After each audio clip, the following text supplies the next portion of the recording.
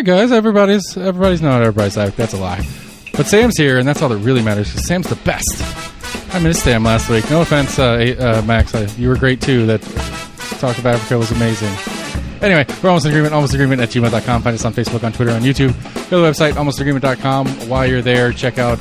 No, the voter guide doesn't matter anymore. Well, it kind of does. We still got the November stuff coming up, but I haven't updated any of the state and federal races. But anyway, check out the website for all the other goodies that are there. So do that way. Go to your favorite podcast provider, give us a follow, a share, tell your friends about us, 5-star rating review, whatever those kind of things are. That helps us get the word out to more people. Yeah, we had an exciting election this week. I had a good time. I was so bold as to vote for myself, and so I'm on the right-end thing, which is hilarious and stupid. Anyway, we'll talk about that and some more right after the intro plays out.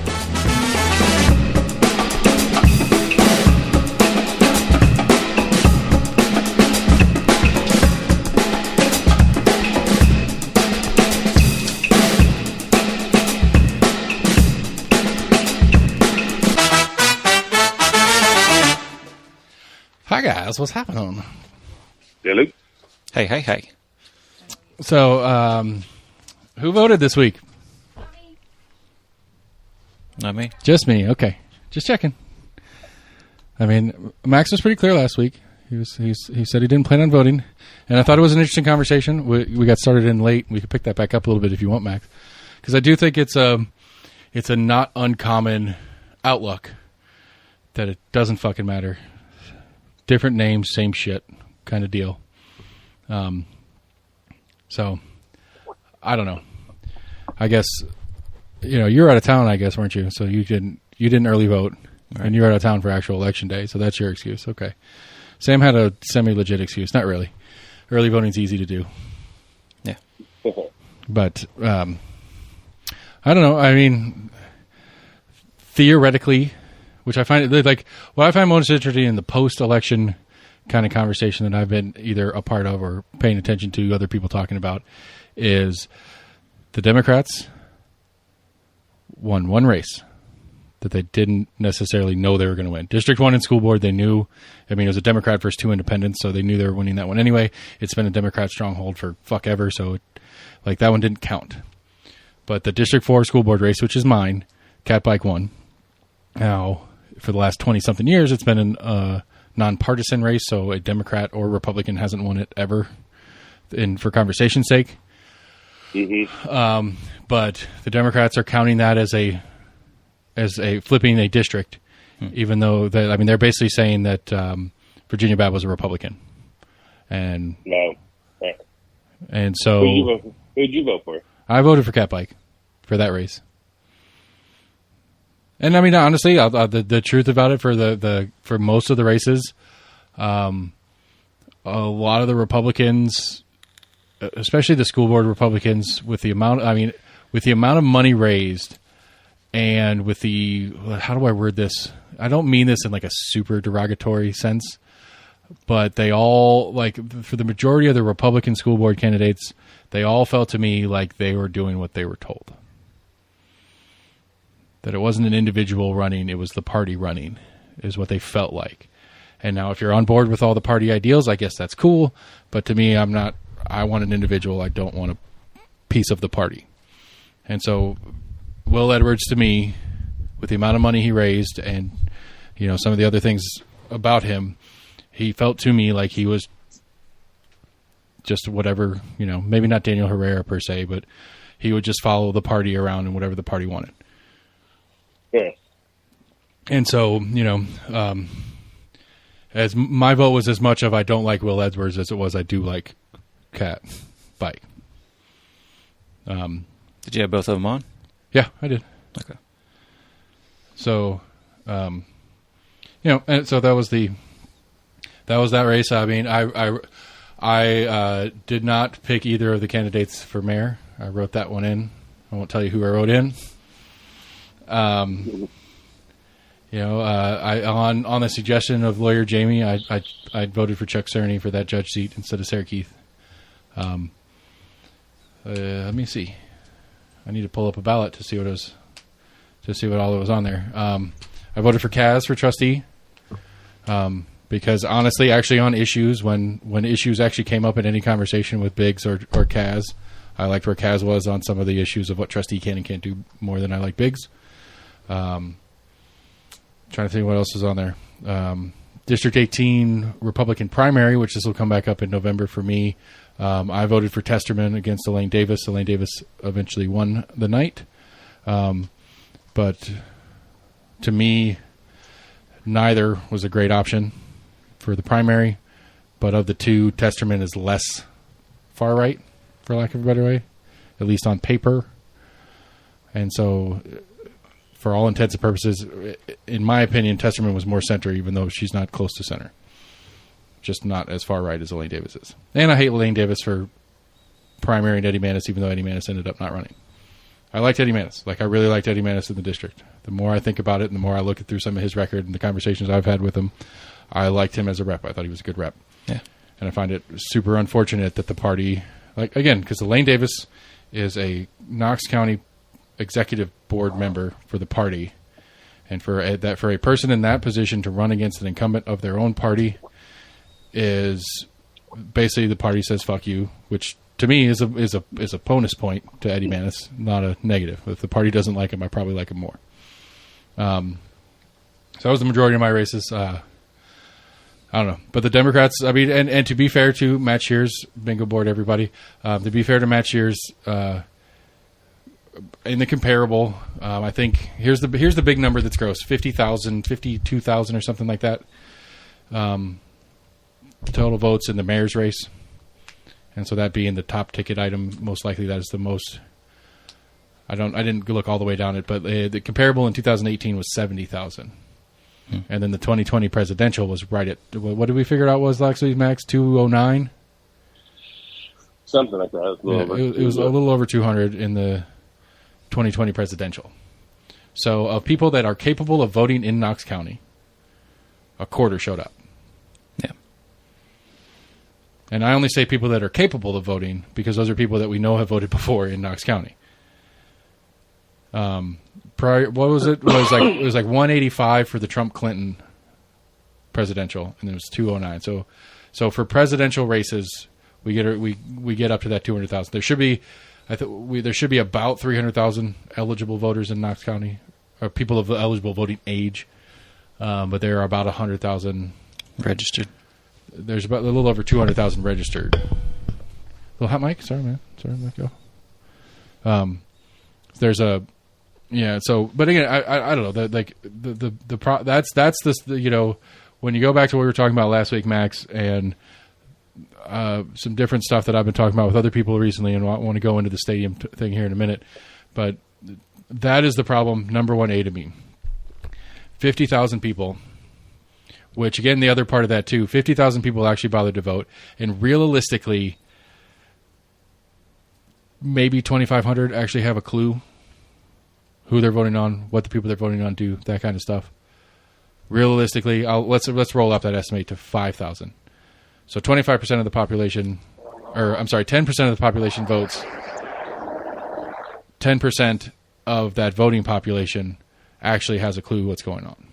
And then, 2% or 66% of the people on the show right now have a clue what's going on but don't vote. Yeah.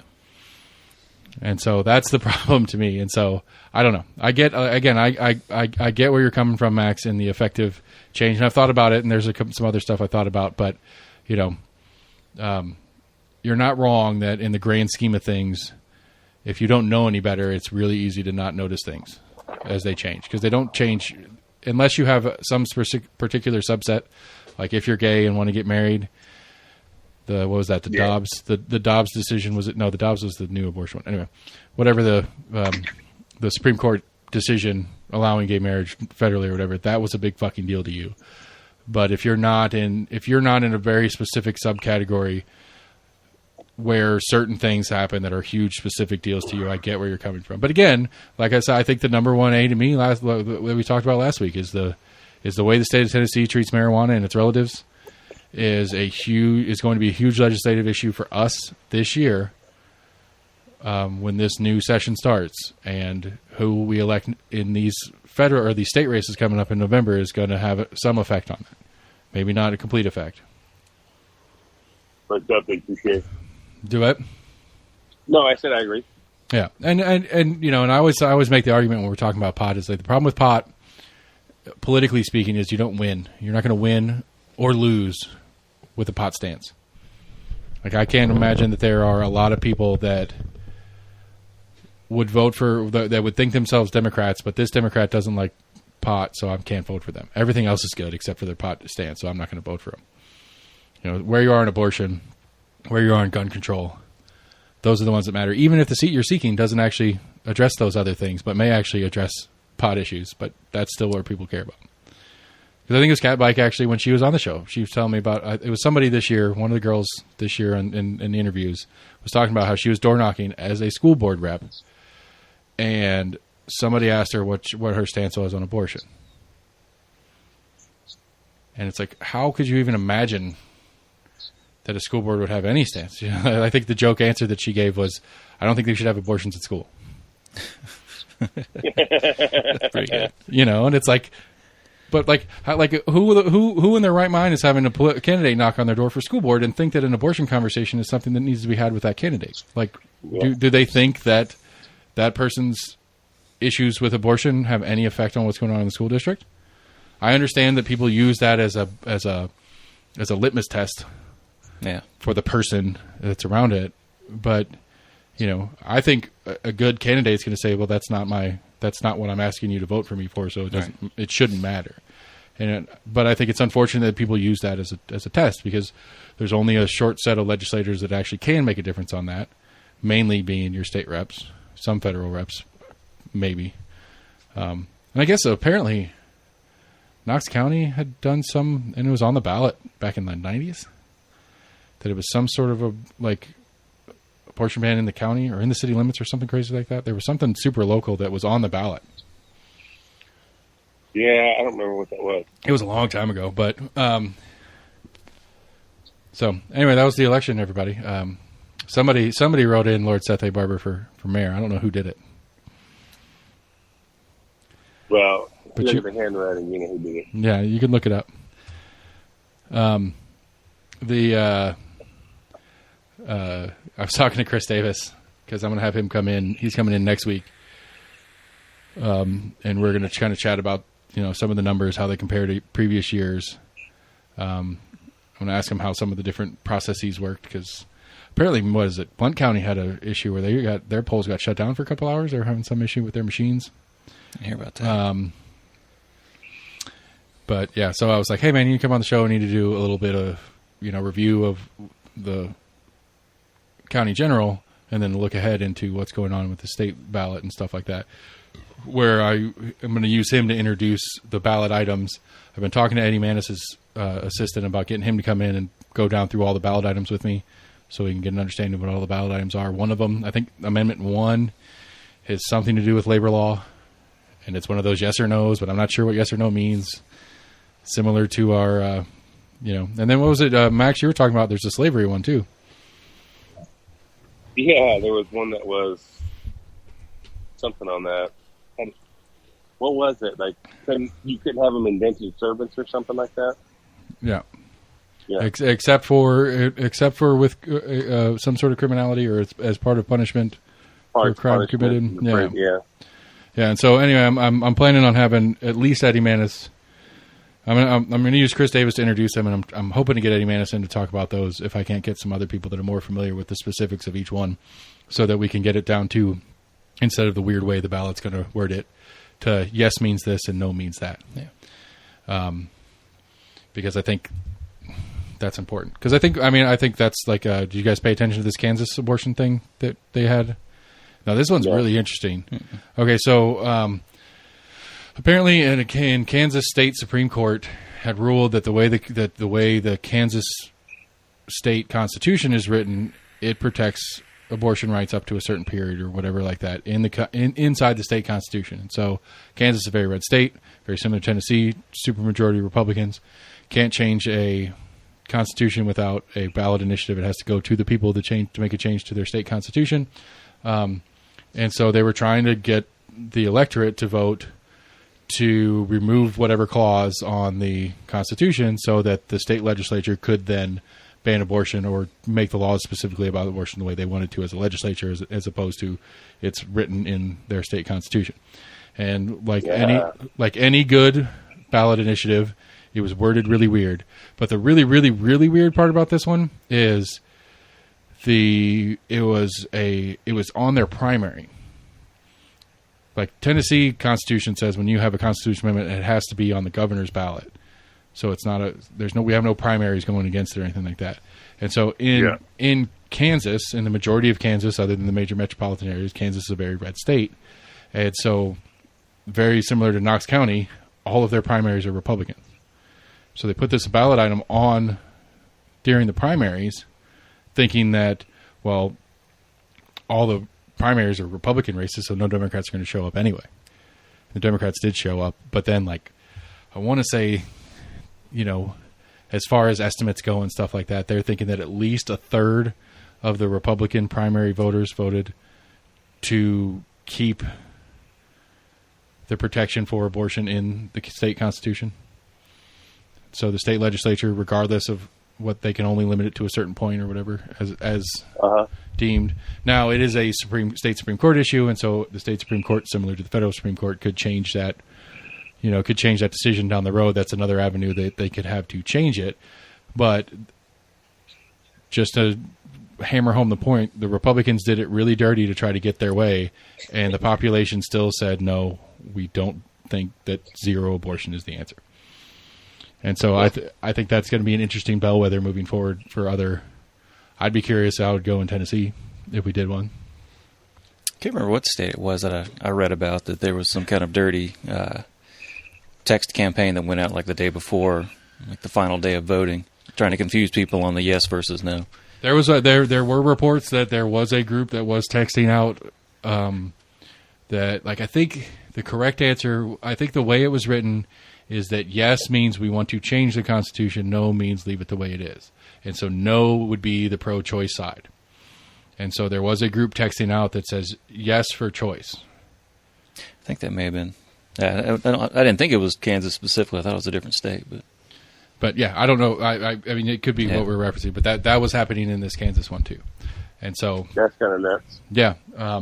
My dad was wondering, why did we vote for mayor on this versus in November?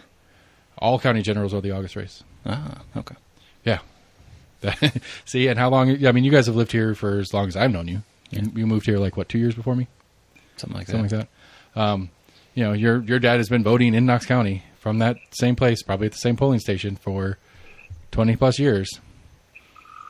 And I mean, to be fair, I didn't realize it until we started doing this. I was like, oh shit, that's the general. The general's in August, but includes the primary for the November races. Gotcha. But no county offices except for a county ordinance that goes to a ballot initiative. So if it's a city charter or county charter amendment, that has to be on the November ballot too.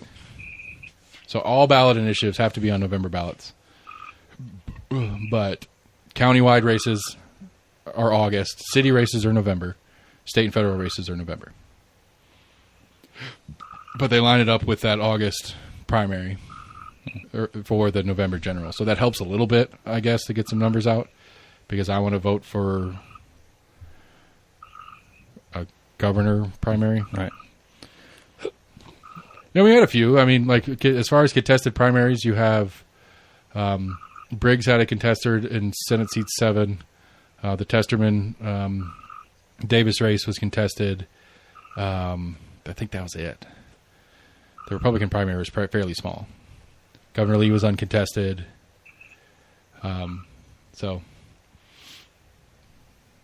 anyway, that's election coverage, since I'm just talking about what I did. Rock the boat. I mean, I don't know. We'll see. I think to finish, the Democrats win, and I think that it's true that for match years and the Knox County Democrats, it'll make it. They will be more likely to be able to recruit better candidates next time around, because they won one race and they were within. Like, I think match year's stated goal was win a race down ballot and get at least 40% of every race, and they did that. And so if you're at 40+% of every race, you're you're losing by 15-16%, which is really only 8% because if you flip it, it's a half. Yeah, I think your school board race was pretty tight. I remember when I looked in that evening. Yeah, it was like 70% reporting, and it was like 49, 51%. Yeah, it was like 100. It was like less than 100. So commission seat 3, Oster, Stuart Hall was 89 votes. District 9 school board was under 100 votes.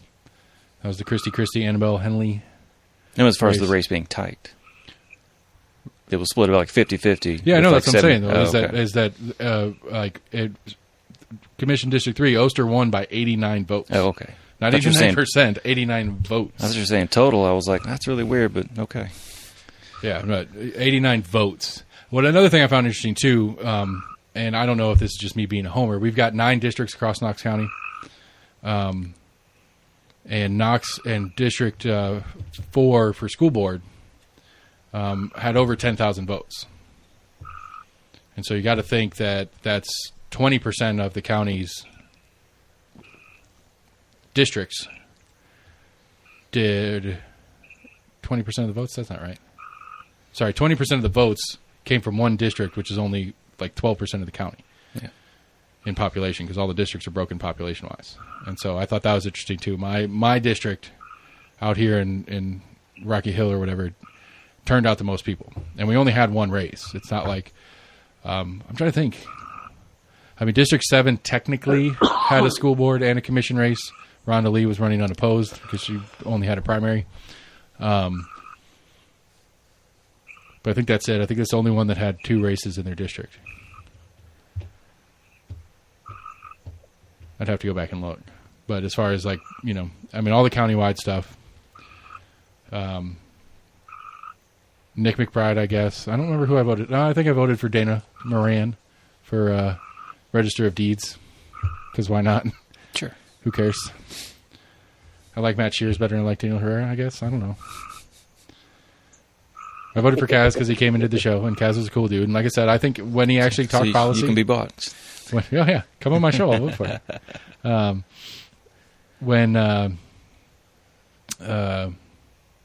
When policy was actually conversed in that trustee race, I liked where Kaz was at more than I mean, Kaz was more about let's be active with our cash that we have as a county and try to make some money off of it, instead of it sitting in like a 0.2% whatever. All right, so speaking of money, late Friday, which the timing is very interesting, so after the elections were cleared, the city, county, and the Sports Authority announced that they're going to borrow an additional $15 million from Boyd directly in order to make up the shortfall, for lack of a better word, in how much they think, which they still don't know the final numbers, it's going to cost to build the stadium. Yeah, they're already in the works up. Because earlier this week, I guess they've already started shutting down certain roads, certain times of the day to start. Right, some of the KUB's already in there doing all the utility work. I know that's already in process. They've done all the demo. KUB's doing the utility work. City engineering is supposed to be doing whatever they need to do to remove the roads from existence to get that prepped. I think that's the November election. But there's nobody on the November election matters. That's part of why the timing was interesting of when they announced. No, to vote for which bridge needs to be removed and which street. I don't know. We can vote for you to go find that frog and shoot it.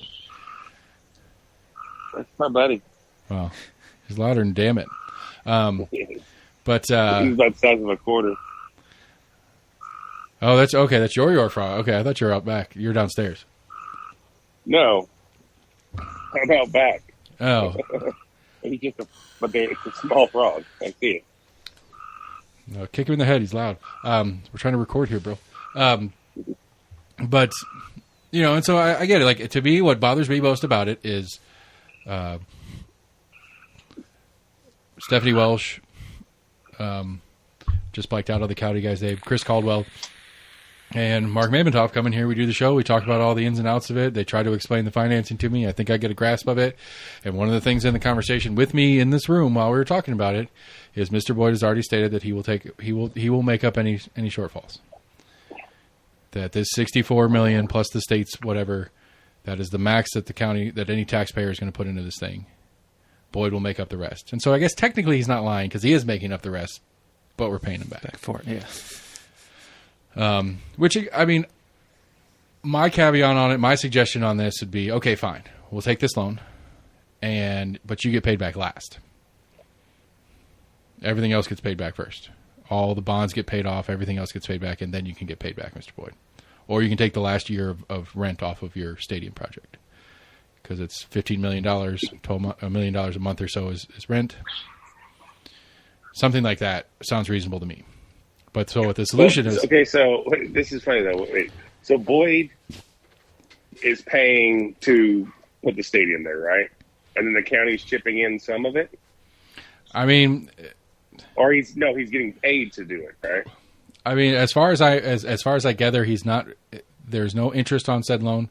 He would not be making money off of the money he's lending to the city county combined project. But I'm thinking about it right. Then Boyd loaned the city money to pay him. Is that basically what happened? Sort of, yeah. If you put it that way, yes. He's loaning them money so they could pay him. Well, no, so that he could pay them for rent. He's going to owe rent. Yeah, but he will be the one making money off of the activities that go on in the stadium proper. That's just funny. I mean, and so what the solution is. So again, the timing is interesting because they announced it on Friday afternoon. The election was Thursday, so Mayor Jacobs, the most likely to get the most pushback, if enough people are actually upset about this deal, has already won his election. American Cannon is as far as she can physically be away from her next election, which is next summer, after Jacobs already won. Like it was the tiniest of windows where everybody's as far away as they can possibly be from an election, so that if this is something that completely derails their campaigning, it doesn't matter. Because by the time we get to next summer, I think anybody's going to really still be on a big tiff with a big huff with the stadium conversation. Yeah, with the new stadium sitting downtown looking all cool. Maybe not. It might not. Well, it's not going to be completed yet for like 2 or 3 more years at least. Yeah. But it should be coming out of the. It should be up out of the ground at least, and you could see it, and there'll be some. Oh, really? Okay. Yeah, I don't think it'll be done. It's not supposed to be done yet, but it'll definitely be Framework. Up out of the ground. You're gonna be like, look, there's the stadium. There's going to go. It's going to be badass. And they built a McDonald's in like 3 weeks. It's going to take 3 years to build the stadium. Jesus. Yeah. Well, I mean, part of the problem is that since it's a municipal project, because the bottom line here, and this is something that I've seen people ask, and not that they necessarily listen to us, but the bottom line here is that we own it. The county owns the stadium, and we are renting it to the Boyd Group for baseball and other. And so, if the Smokies fall flat, or if something happens, we still own it, and we can rent it to somebody else, or we can use it for projects, or we can do whatever we want with it as a municipality. The sports outdoor music venue, right? That'd The Sports cool. Authority would manage it in lieu of the Smokies if the Smokies went away. And so, at the end of the day, we own this thing as a community. And so, I think that's one of the things that a lot of people lose in conversation. I'm not excusing it. I'm not saying we should or shouldn't be putting this money up or anything like that. But I think one of the things that people accidentally put themselves in a trap of, we are buying Mr. Boyd a stadium. It's like, no, we're buying ourselves a stadium. We're letting Mr. Boyd use it for a fee of less than it would cost for him to buy it himself. Yes. But, and so the solution that they came up with and they put out Friday is they're expanding the tax zone. But it's another issue that I've had in discussing with people, backroom knocks, I'm calling you out on this one, is how it's getting financed. People do not understand how this financing is working. And so somebody's like, well, if we're paying Mr. Boyd back $15 million, that's going to come out of the schools, and that's going to come out of this, and that's going to come out of that. And it's like, no, it's not how this works. This new tax district that they set up is a TIF. They're expanding the TIF zone, basically. And so the stadium itself is a special tax district. So any sales tax revenue generated there will go back to paying the loan. The local portion will. But outside of the stadium itself, sales tax is normal, just like anywhere else in town. Right? It goes 7% goes to the state, 2% in whatever state's local. So for all intents and purposes, it goes to the city, But both city and county, 72% of their sales tax revenue is automatically set aside and goes to the schools. So there will be no taking out of school budget as a part of this thing. But this expanded tax zone that they did means that, because it goes all the way to Central, to Central, the one that runs north-south through the old city. So like the Hannah's, and I don't remember what it is. It used to be Banana Joe's. Yeah. Forever ago. It was Wagon Wheel for a minute too. I don't know if it's still Wagon Wheel or not. That side of Central is now in this special tax zone. But it's only for property tax, and it's only for positive changes to property tax. So Hannah's on the corner there, for example, as it sits, it is generating, I don't know what the real number is, but for conversation's sake, it's generating $1,200 a year in city property tax and county property tax for that matter. That $1,200 a year will still go where it currently goes. If Hannah's builds a new patio or does some renovations to the inside and it's reassessed and the value goes up, the difference in the new value of taxes, say $1,500 a year, and the original value, $1,200 a year, that difference will go to pay Mr. Boyd back for the stadium project.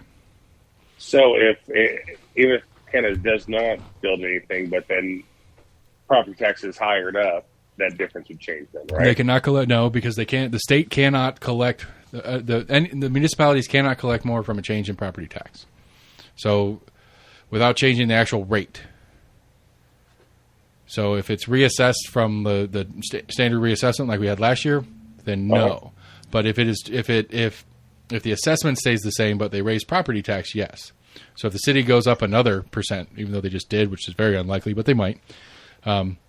Maybe 5 years down the road they might. But that change of 1% would go inside the district would go to paying off the stadium. But that original number, whatever it is today, will continue to go to where it currently goes no matter what. And so the idea is not necessarily that part, but when you get across the train tracks there, that's the top line where the bus station is. That's where they've expanded to, where the Greyhound used to be. And that just got bought by a developer who's planning on doing a bunch of stuff to it. So it's going to go from whatever it's paying now to a new number. Whatever the current number is going to continue to go to the city and county coffers as normal. Whatever the change in property tax value is will go to paying Mr. Boyd back for the stadium. And that'll go throughout that whole... you'd have to see a map to see the whole zone, but all the different stuff that's going on down there and getting built and stuff like that will fall under this new thing. But it's only the change. And that's an important little subset of understanding, because it's not taking away anything. And the number one provider outside of the state, to the schools at least, is sales tax. And that's the real conversation about what this is going to do. Is it going to generate new sales tax, or is it just going to be a different place? That's my number one question about this. I don't know where the data sits on it. I don't understand it if somebody did show it to me. But to me is how many, theoretically, I mean, I guess there's a little bit of easy one. How many people are driving up to Kodak to go to games right now that are going to stay here and spend money? Because that would be a raise in local sales tax revenue. That's kind of I think one argument I'd heard before, when people said this was going to, with this new tax zone, that this was going to bring in added revenue. And it was more, a lot of people, on this side of town saying you're just basically displacing where that money goes. Right. Most people are going to be local anyway, so instead of going to dinner closer to their house, and they're going to dinner downtown. Right. Am I going to go to the mall or am I going to go to, what's the place right there, the Italian place or German place, whatever it is? Right there on Kingston Pike. It's been there forever, and I've never been in it in my life. Next to the Taco Bell. The Taco Bell. The Taco Bell next to the Taco Bell on Kingston Pike. Gotcha. Sam knows what I'm talking about. He just can't think of the name. German restaurant by Taco Bell. I only know of one German restaurant in town. So there's the Chili's that goes into that one that's on the beginning of the one shopping center, and then there's the Knoxville Wholesale Outlet. Okay, that's the old Kmart. Yeah. And then right between there's a little white building. I want to say it's a German restaurant. Might be Italian. I really don't know. Anyway, doesn't matter. I go there, have a nice dinner with the missus, and then go to the mall and have a movie. Instead, I'm going down and having dinner at, one of the nice places on Gay Street and going to a ball game. Yeah. And actually, that'd be a net negative for for sales tax revenue, because my ticket purchase and anything I buy inside the stadium, that sales tax stays to pay off the stadium. Right. Where my sales tax to go to a movie out here, that goes to state. Right. That goes where normal sales tax. Yeah, I think that was the argument I heard months ago. Right. But that is, I mean, but I think the without the little sub detail of the inside the stadium, outside the stadium part of it, I think that is an interesting conversation to have. I don't know how you do the data on that. I mean, obviously the other teams are coming to town and their teams, I doubt that there's a lot of traveling fans per se, but the teams themselves are renting a hotel room and those guys are going out to eat and doing all that kind of stuff while they're in town. That they wouldn't be doing otherwise. If it was up in Kodak, they'd be doing that out in Sevierville or whatever. But from the fan base, I'm curious. You know, concerts, that's another one. I think the non-baseball is an easier one to say, yes, that's going to bring things in otherwise. We're going to get acts playing that as a venue that wouldn't play Knoxville, period. Because there's not a good venue for them to play Knoxville otherwise. Possibly. Hopefully. That's one of the things I'm hopeful for in the project. But, again, we'll see. But I did hear the saddest news of all. The water tower feature has been scrapped. I'm really sad about that. Are they going to have a big water fountain out in the outfield or something? No, that water tower that was on top of the storage building that they tore down as part of this thing? Yeah. Boyd really likes it. He saved it. And it was supposed to be in the left field. Like, it was supposed to be right outside the left field wall. That was, like, in the design of it. And for now, it's just going to stay somewhere. It's not going to get it. Like, it's the structure that was supposed to put. They're supposed to put it on shit like that. Is they took it out because it's a cost that they can cut right now. So they are trying. As far as I've heard on it, they're trying to cut costs preemptively, knowing that they're already over budget significantly, which is also concerning. So the 64 or the 74.5 million that was the original number is so blown out that we need 15 million more, and we've already cut stuff out of the original drawings. Well, they haven't even finalized the drawings. Yeah, I'm just saying, like if they were still on the original plan, which I think is what you do anyway. I think that's one of those natural moves. You go to the most perfect, ridiculous version of it, and you trim and trim and trim until you get down to reality. But it's about, like, I thought that water tower thing was fun. Not that it's an especially important water tower. There's nothing really special about it other than it was on the building. It was there before they tore it down. Right. It was like the JFG when they were taking that out and people raised cane. Yeah, you got to keep it up right there, Henley Street Bridge or Gay Street Bridge. Gay Street Bridge. Yeah, they're going to take it out and then people flipped out. And they're like, all right. That's the other big one. That's the other big one in the city county movings is the A.J. Johnson building finally sold. I think I did hear that. A.J. Johnson? Is it A.J. Johnson?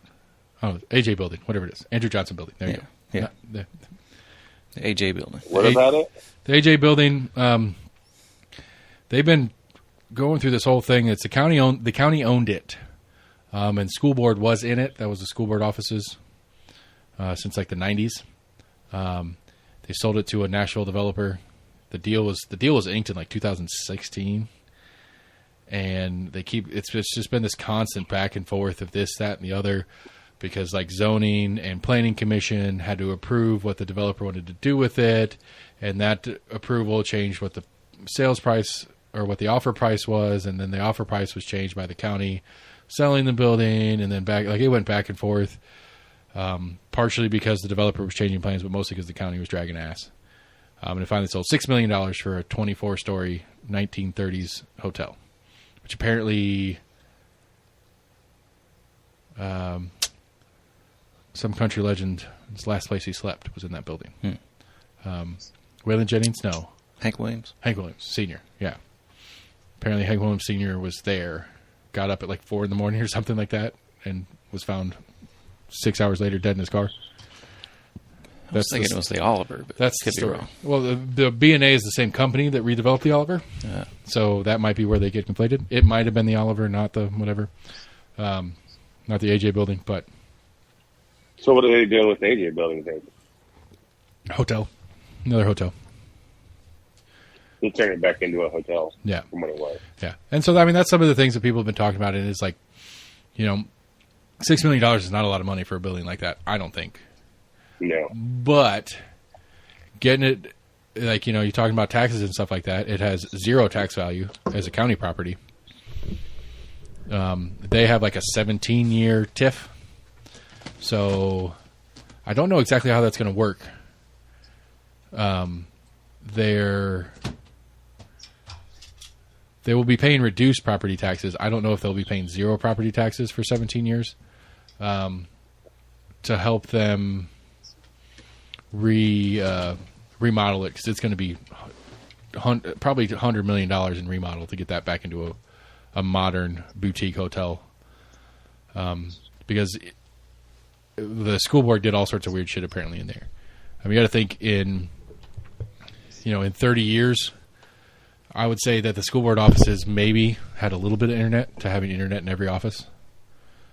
And so, Knox County schools techs are in there running wiring through that whole place. Apparently they have a bunch of walls and dividers in weird places because they were splitting hotel rooms into two people's offices and shit like that.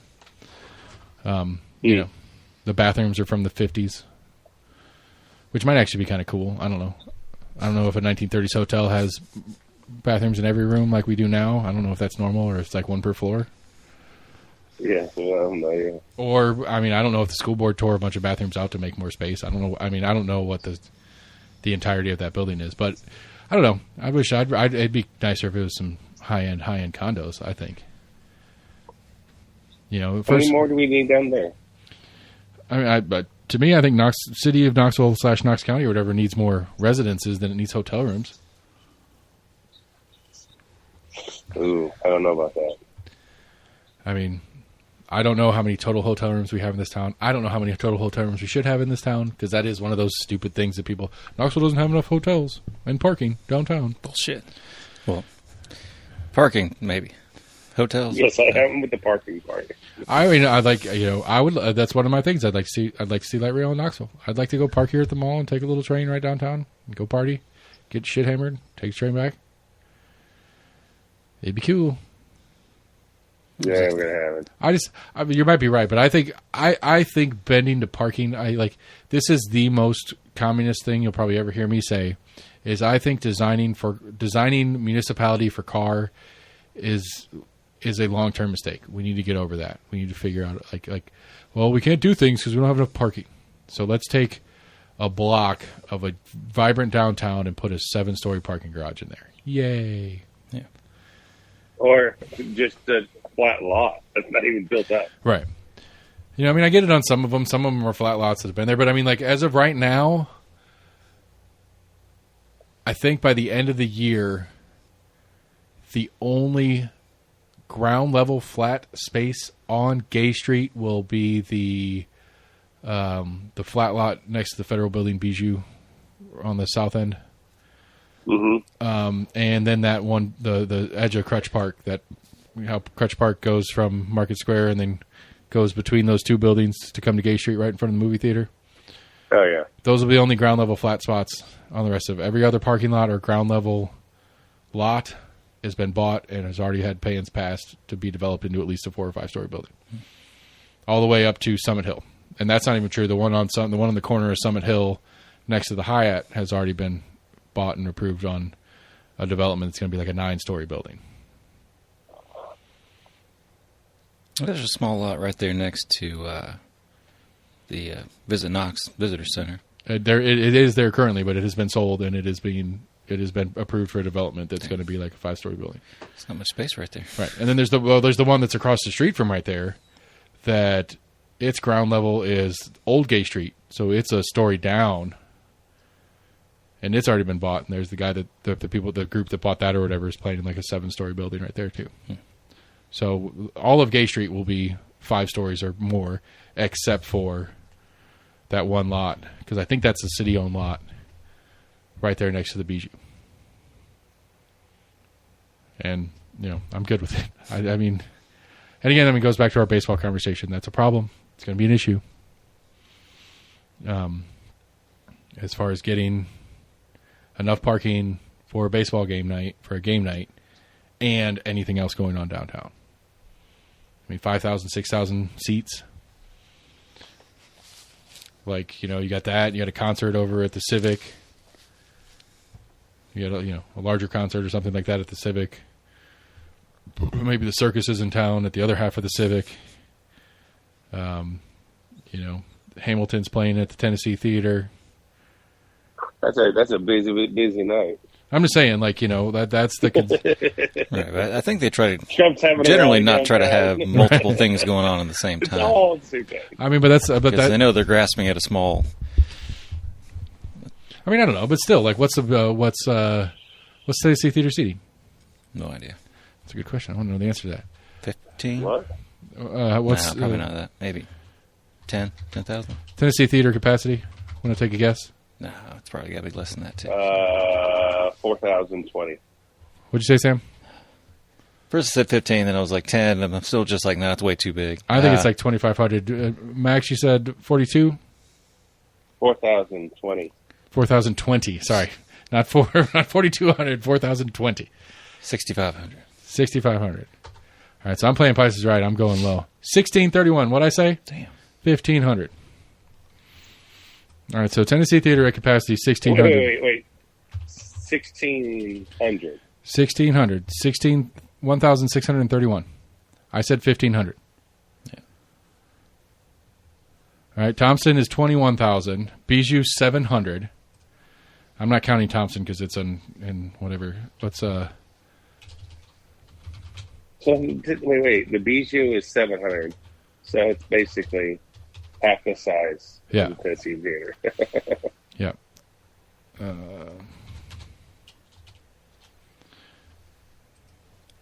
Civic is auditorium is 2,500. So the Civic is significantly larger than Tennessee Theater. You know that? I would have thought that. Was that auditorium and Coliseum? It might be. Or is that just Coliseum? I think that's just auditorium is what it looks like.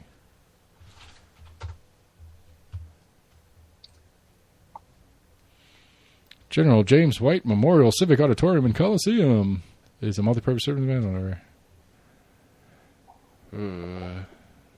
Multi-purpose arena has a maximum of 6,500.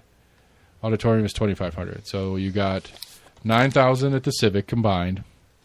1,600. I mean, we're at 12,000, give or take, plus 5 or 6 at the stadium. So maybe 20,000 people downtown at the same time for different major events, and then you have a bunch of little small events going on around it. Yeah. That would be a big fucking deal. We put like 100,000 people every Saturday. Right. All right, and that takes up parking out to. I mean, that takes up parking all the way down to the Kroger on Chapman and. Mm-hmm. Or at Let's least just talk about a quarter of that every weekend. Not a big deal. I mean, I don't know. Parking wise, I don't know. I mean, I don't disagree. It's going to be hard to park in the current status of things. I just don't. I mean, I would say at least I hope the CAT bus system, CAT does some special game day stuff where they're running some sort of shuttles around town. Yeah. I've got a handful of trolleys that are running around too. I mean, yeah, but I would think you take I mean, Emory's in the city, right? Because CAT buses, Emory Road's in the city. No. Half of it is. No, just this. No, okay. The road is the county, so we don't have a bus out there. Oh, that's right. Okay, so take the. But if on either side of the road, it's city all over the place. So how they do that? Yeah, finger annexing. But okay, so what's the convention center? What's it called right there? The Expo Center on Clinton Highway. Yeah. Right. So on game nights, go park at the Expo Center. Take a bus straight down to the stadium. I do that. Go park at the mall. Take a bus straight down to the stadium. I do that. Couple bucks for the bus seat. You don't have to worry about driving all the way down there, finding parking, messing with all that bullshit. As long as the buses run late enough and they run late enough and have enough buses running that I can get back to my car and don't have to Uber all the way home. Yeah, you're just gonna Uber anyway. I'm going to baseball game, have a few beers, stumble out and right, stumble out in the old city, party up for the rest of the night, Uber home. Either way, I think I would. Like I said, I would still. I would try. I think I would use that service just to avoid having to park. I would use some service, and I would say the bus, if they put a smart bus system in place that's not like fucking 50 stops between here and downtown, I would use it. If it's get on the mall and it stops every 200 yards on Kings of Pike, then fuck you. I'm not getting on that thing. Yeah. Exactly. It has to be a straight shot. Yeah. Well, if you're running that kind of service, it's already full from the mall, right, wherever you're going anyway. Yeah.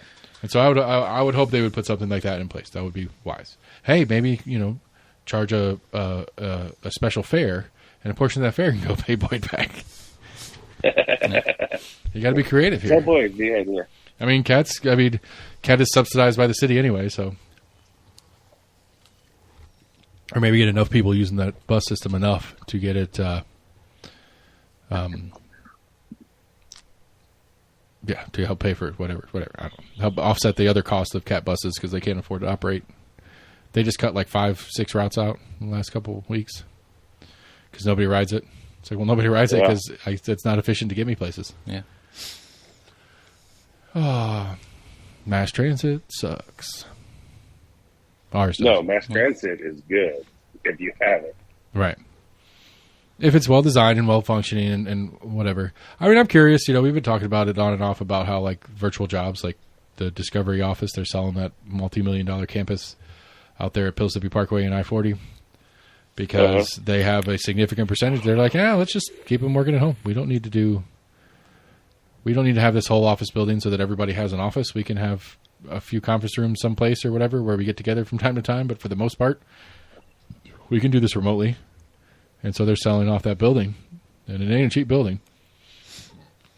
We had a guy high up in Scripps. He was telling me a funny story. I guess they were looking at buying the Brown Squirrel before they extended their campus. This was probably 10, 15 years ago or so. And Brown Squirrel thought they'd be sly and kind of like hold out and thinking that Scripps would up the payment to them. Nope. I said, all right, never mind. We're just going to expand backwards. Yeah. Like from where, I guess they had that main front, that frontage is whatever road there that runs parallel to the interstate. Right, by the mall or whatever. Oh, that yeah, I know what you're talking about, Yeah, right there by Park West. Yeah. Kind of runs in there. They ended up, I guess, expanding out behind that building. Right. To kind of build there's their a golf course second little area. Too somewhere. Yeah, on the other side. It's like Dead Horse, I think. Yeah. Yeah, Dead Horse, yeah. So. And everyone's like, all right, never mind, Brown Squirrel, you can keep your shit. We don't want your little property anymore. So good. Yeah, so stadium, buses. I don't know. What else we got? That's been the big stuff. The election was the big stuff for me because I'm super dork on it.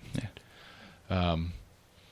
Will Edwards is at the polling station. That was kind of funny. I went in and didn't vote for him, and I walked out and chatted with him for a couple of minutes after I didn't vote for him. Don't they have to stay like 50 yards? Yeah, he was outside. He was outside the limit. Yeah. So he wasn't in the polling station as you had stated. I did vote to replace all of the state Supreme Court justices. Interesting. Because it's I can't remember. It's this weird little thing that we do every couple election cycles. Is all of the state Supreme Court appointed judges and some federal courts. I don't remember how exactly it breaks out. Anyway, we can recall them as the population. It's the grossest tip of the hat to pretending like this is a democratic process that I think as maybe not the grossest, but it's pretty high on my list.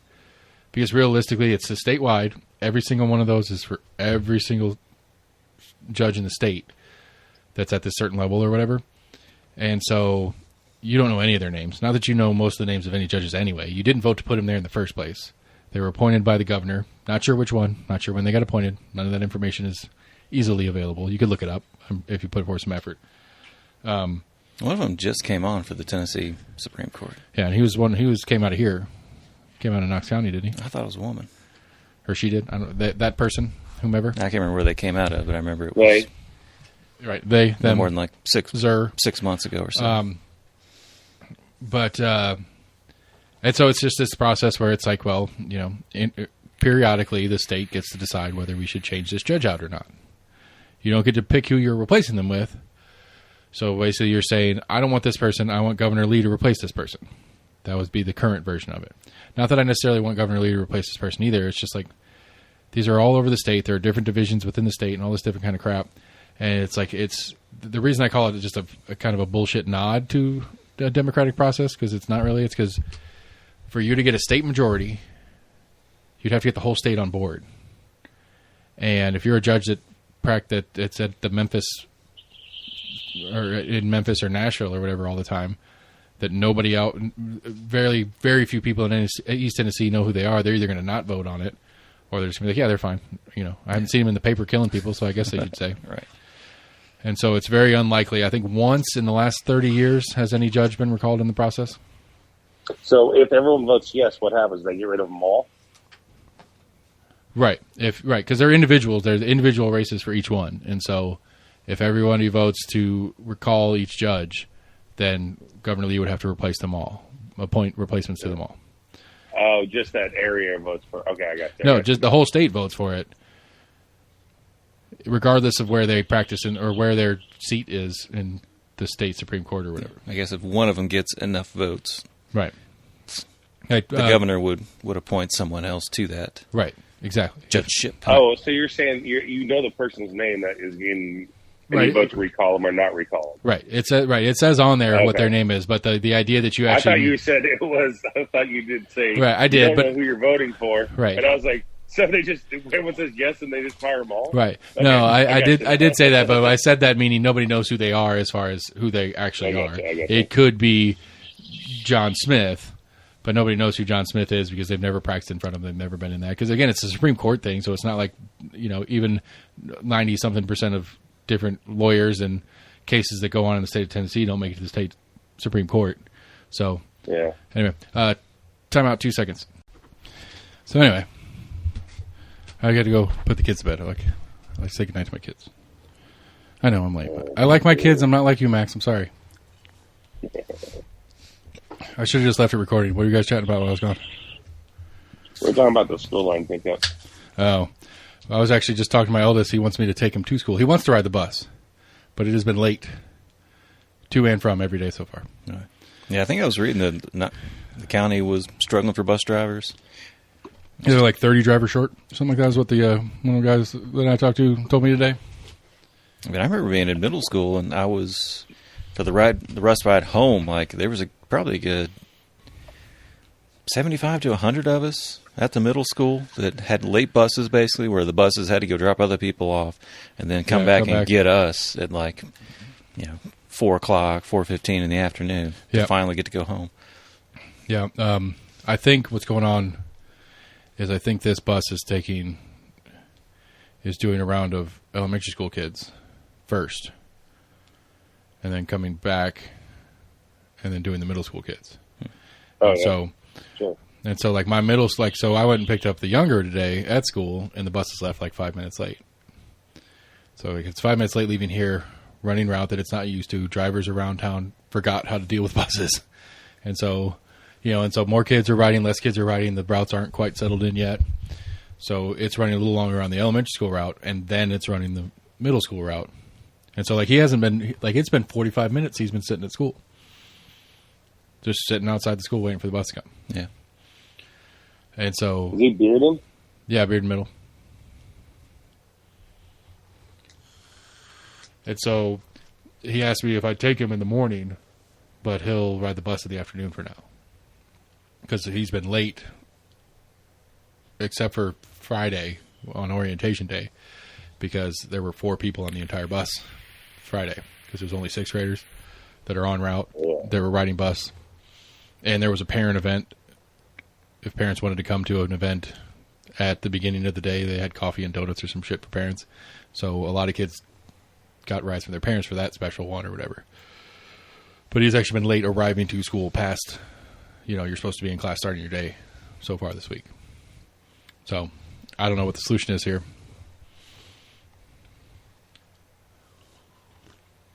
Because pay the bus drivers more, is that what it says? I mean, something. We could stagger the schedules a little more because middle school and high school run the same schedule. So, but I guess there's way more elementary schools. I'd have to look at the count. It might actually work out okay, theoretically. A bus runs an elementary school route and then runs a middle or a high school route. And so you get 4 routes a day per bus. And maybe how they have it set up. because I think there are that many more elementary schools. That's probably right. That makes sense. We were house shopping. That's why I was late getting started. What did you find? Anything? I mean, a couple. There's one that's like 10 doors, 10 houses down on this street, and it's very similar to my house, but really weird. Like the upstairs, there's one, not even Jack and Jill bathroom for 3 bedrooms. Like it's a Jack and Jill in that there is a door from one bedroom directly into it, and then there's a door in the hallway. But like normal Jack and Jill's has a vanity that's private to the master, and then a vanity that's in the hallway, and then you share the toilet and shower room, basically. This one, the door from the bedroom went straight into the toilet shower room separately. And so there's only one. So you have to lock both doors when you go take shit. Right. There's only one sink. Like usually Jack and Jill has 2 sinks and 1 toilet. This one only had 1 sink and a toilet. And then in the rest of the house, there was 1 other toilet downstairs. And it was the laundry room bathroom like mine. And it's like, functionally. But the other one we found was really neat, really weird, like interesting remodels and stuff that these people have done over time. Apparently there was some foundational issue, but it's been repaired. And the basement definitely has some moisture problems. Not problems, but has had moisture problems and has a lot of stuff fixing it. Like there's literally a big-ass dehumidifier in the basement. And they drilled a hole through the wall to run a drain hose into the bathroom that's in the basement so it can go down the tub. So there's a hose that runs across the floor in the bathroom and into the tub. Oh, Jesus. Yeah. And then it's got this wall system, like it's block wall or whatever, but it's got this mat that's attached to the wall that pulls the moisture out. And there's this little tray that runs along the edge of the floor that runs it down into a corner into a basin that has a sump pump in it. So it can pump that water out of the block wall. Apparently it's a pretty cool system that works really well. And these people had I think my old place had that, but I don't think it had a mat that absorbs the moisture. It's just basically... You basically have a trough that collects of the water that comes down that block wall that comes through that block wall. It's some sort of like specialized like plastic and whatever mat that goes on the wall that I guess helps pull the moisture out and down into this tray. But the cool thing about that house is that it would be very easy to duplex it, to make the basement. I mean, the basement could be a 2-bedroom, 1 bath, kitchen, laundry room apartment, and then the upstairs would be a 3-bedroom, 2 bath.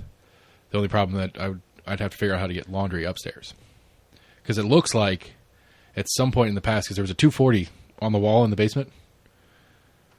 Like so, so at the bottom of the stairs, there's it's an actual closet laundry system, like full size washer dryer, but it's in a closet in this little hallway at the bottom of the stairs.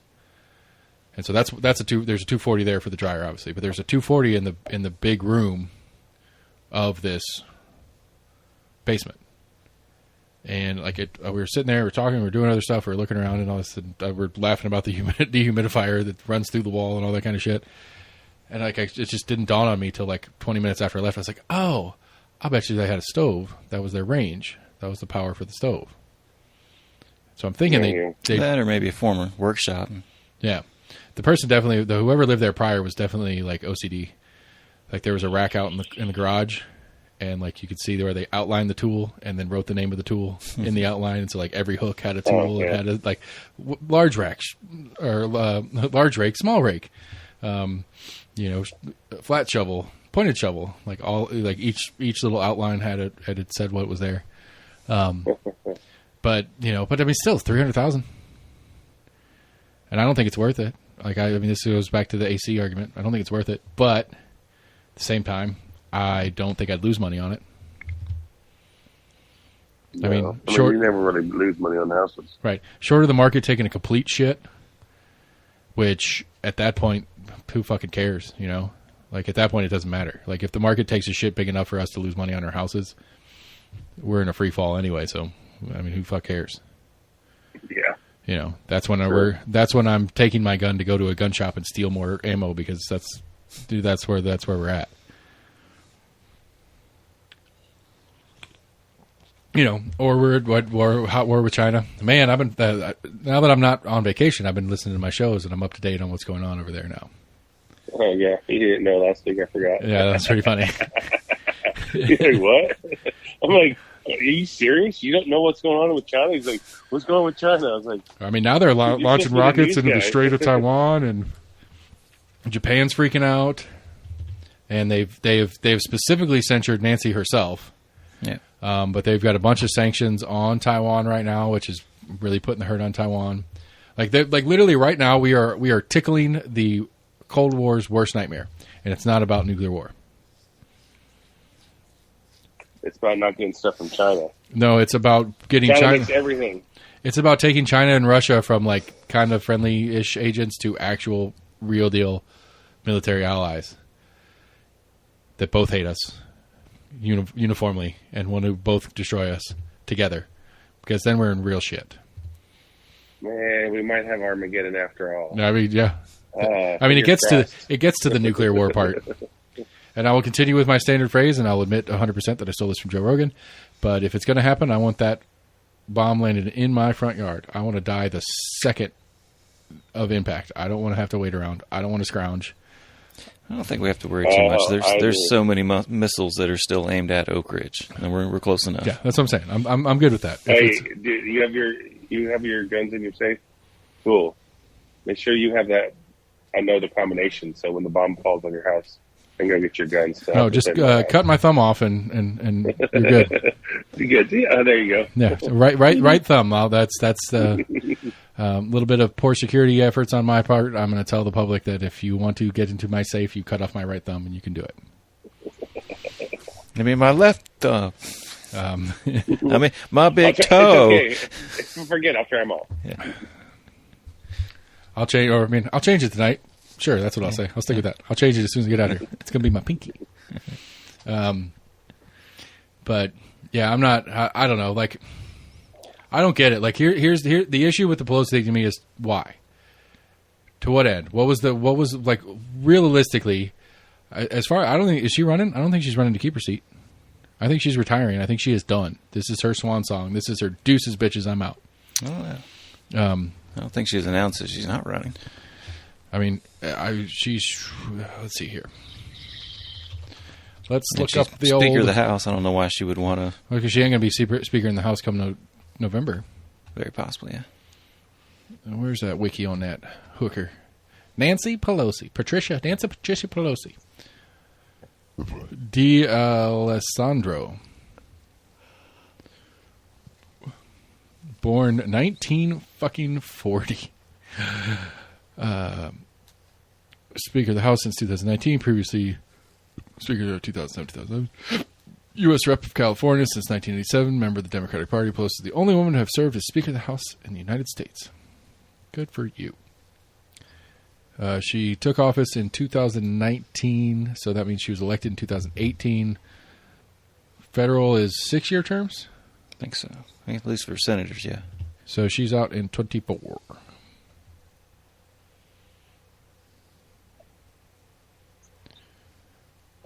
Damn, she was 74. Right, but she's right. So, I mean, she may run again. To be fair, but I would think that unless she sees being Speaker again upon her reelection, I don't think she's going to run. I would guess she's not running again. I don't know. I have zero real insight on that statement. I'm just saying out loud shit that I think. So, but again, it doesn't really change the core statement I'm trying to get to here is like, what on earth was the point of going in the first place?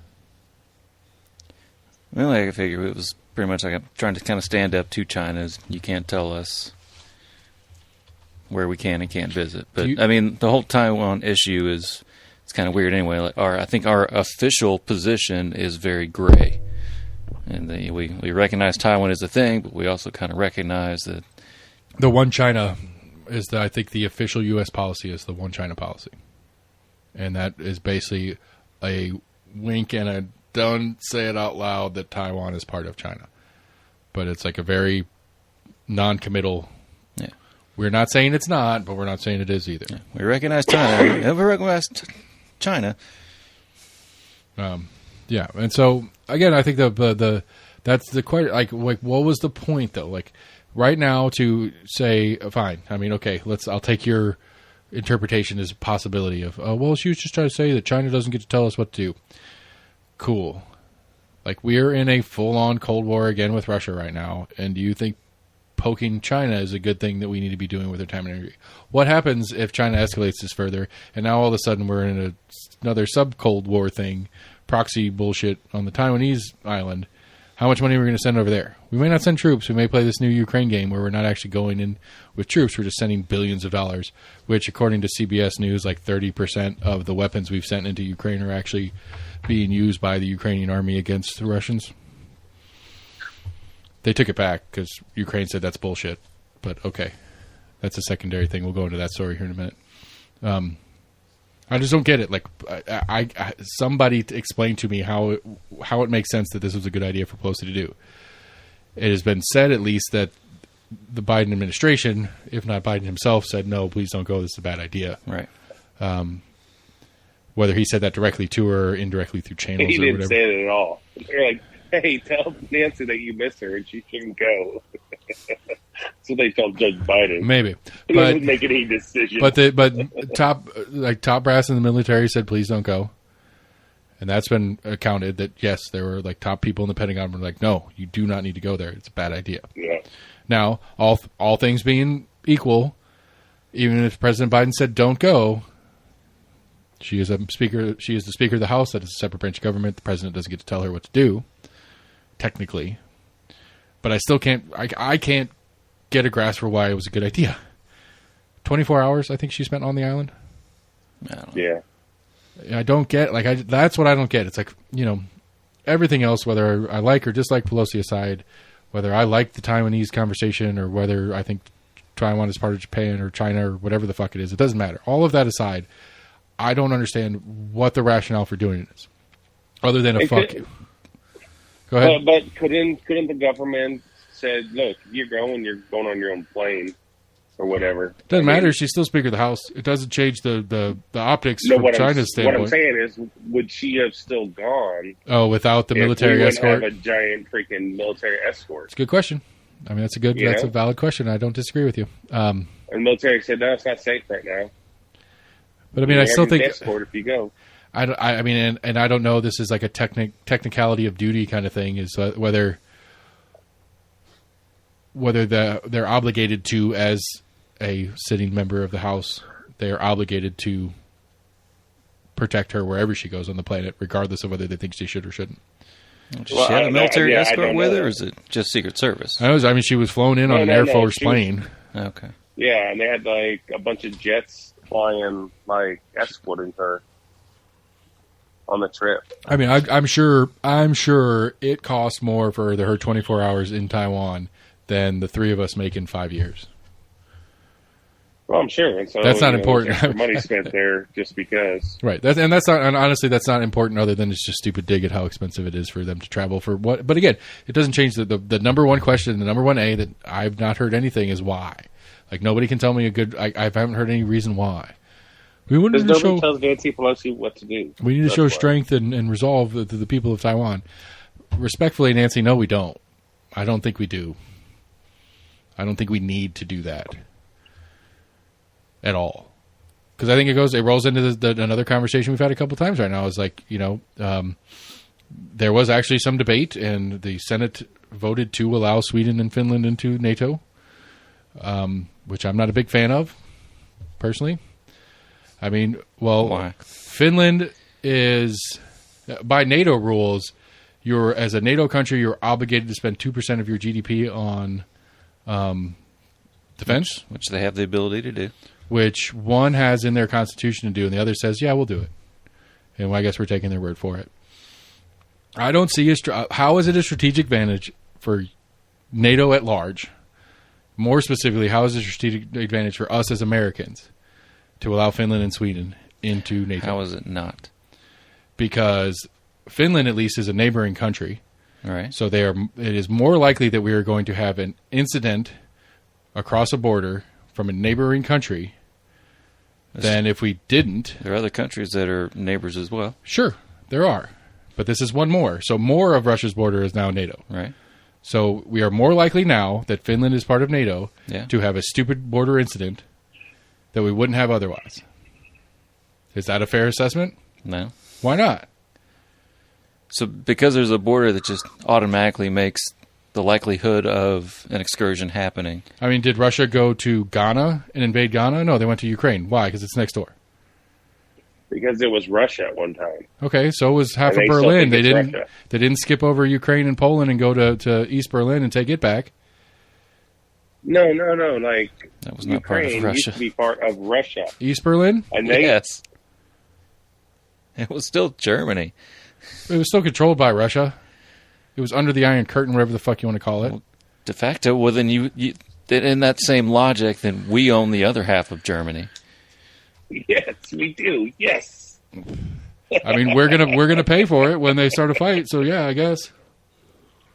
No. I don't. Okay, so all right. So I've tried to put up some. So I put up my side, and poor argument it is. How is it a strategic advantage? I've given you the why I think it's a disadvantage. Why do you You think have it's a more strategic friends. advantage? you have more friends that are more like-minded with the rest of the NATO. How are they like-minded? They don't like Russia?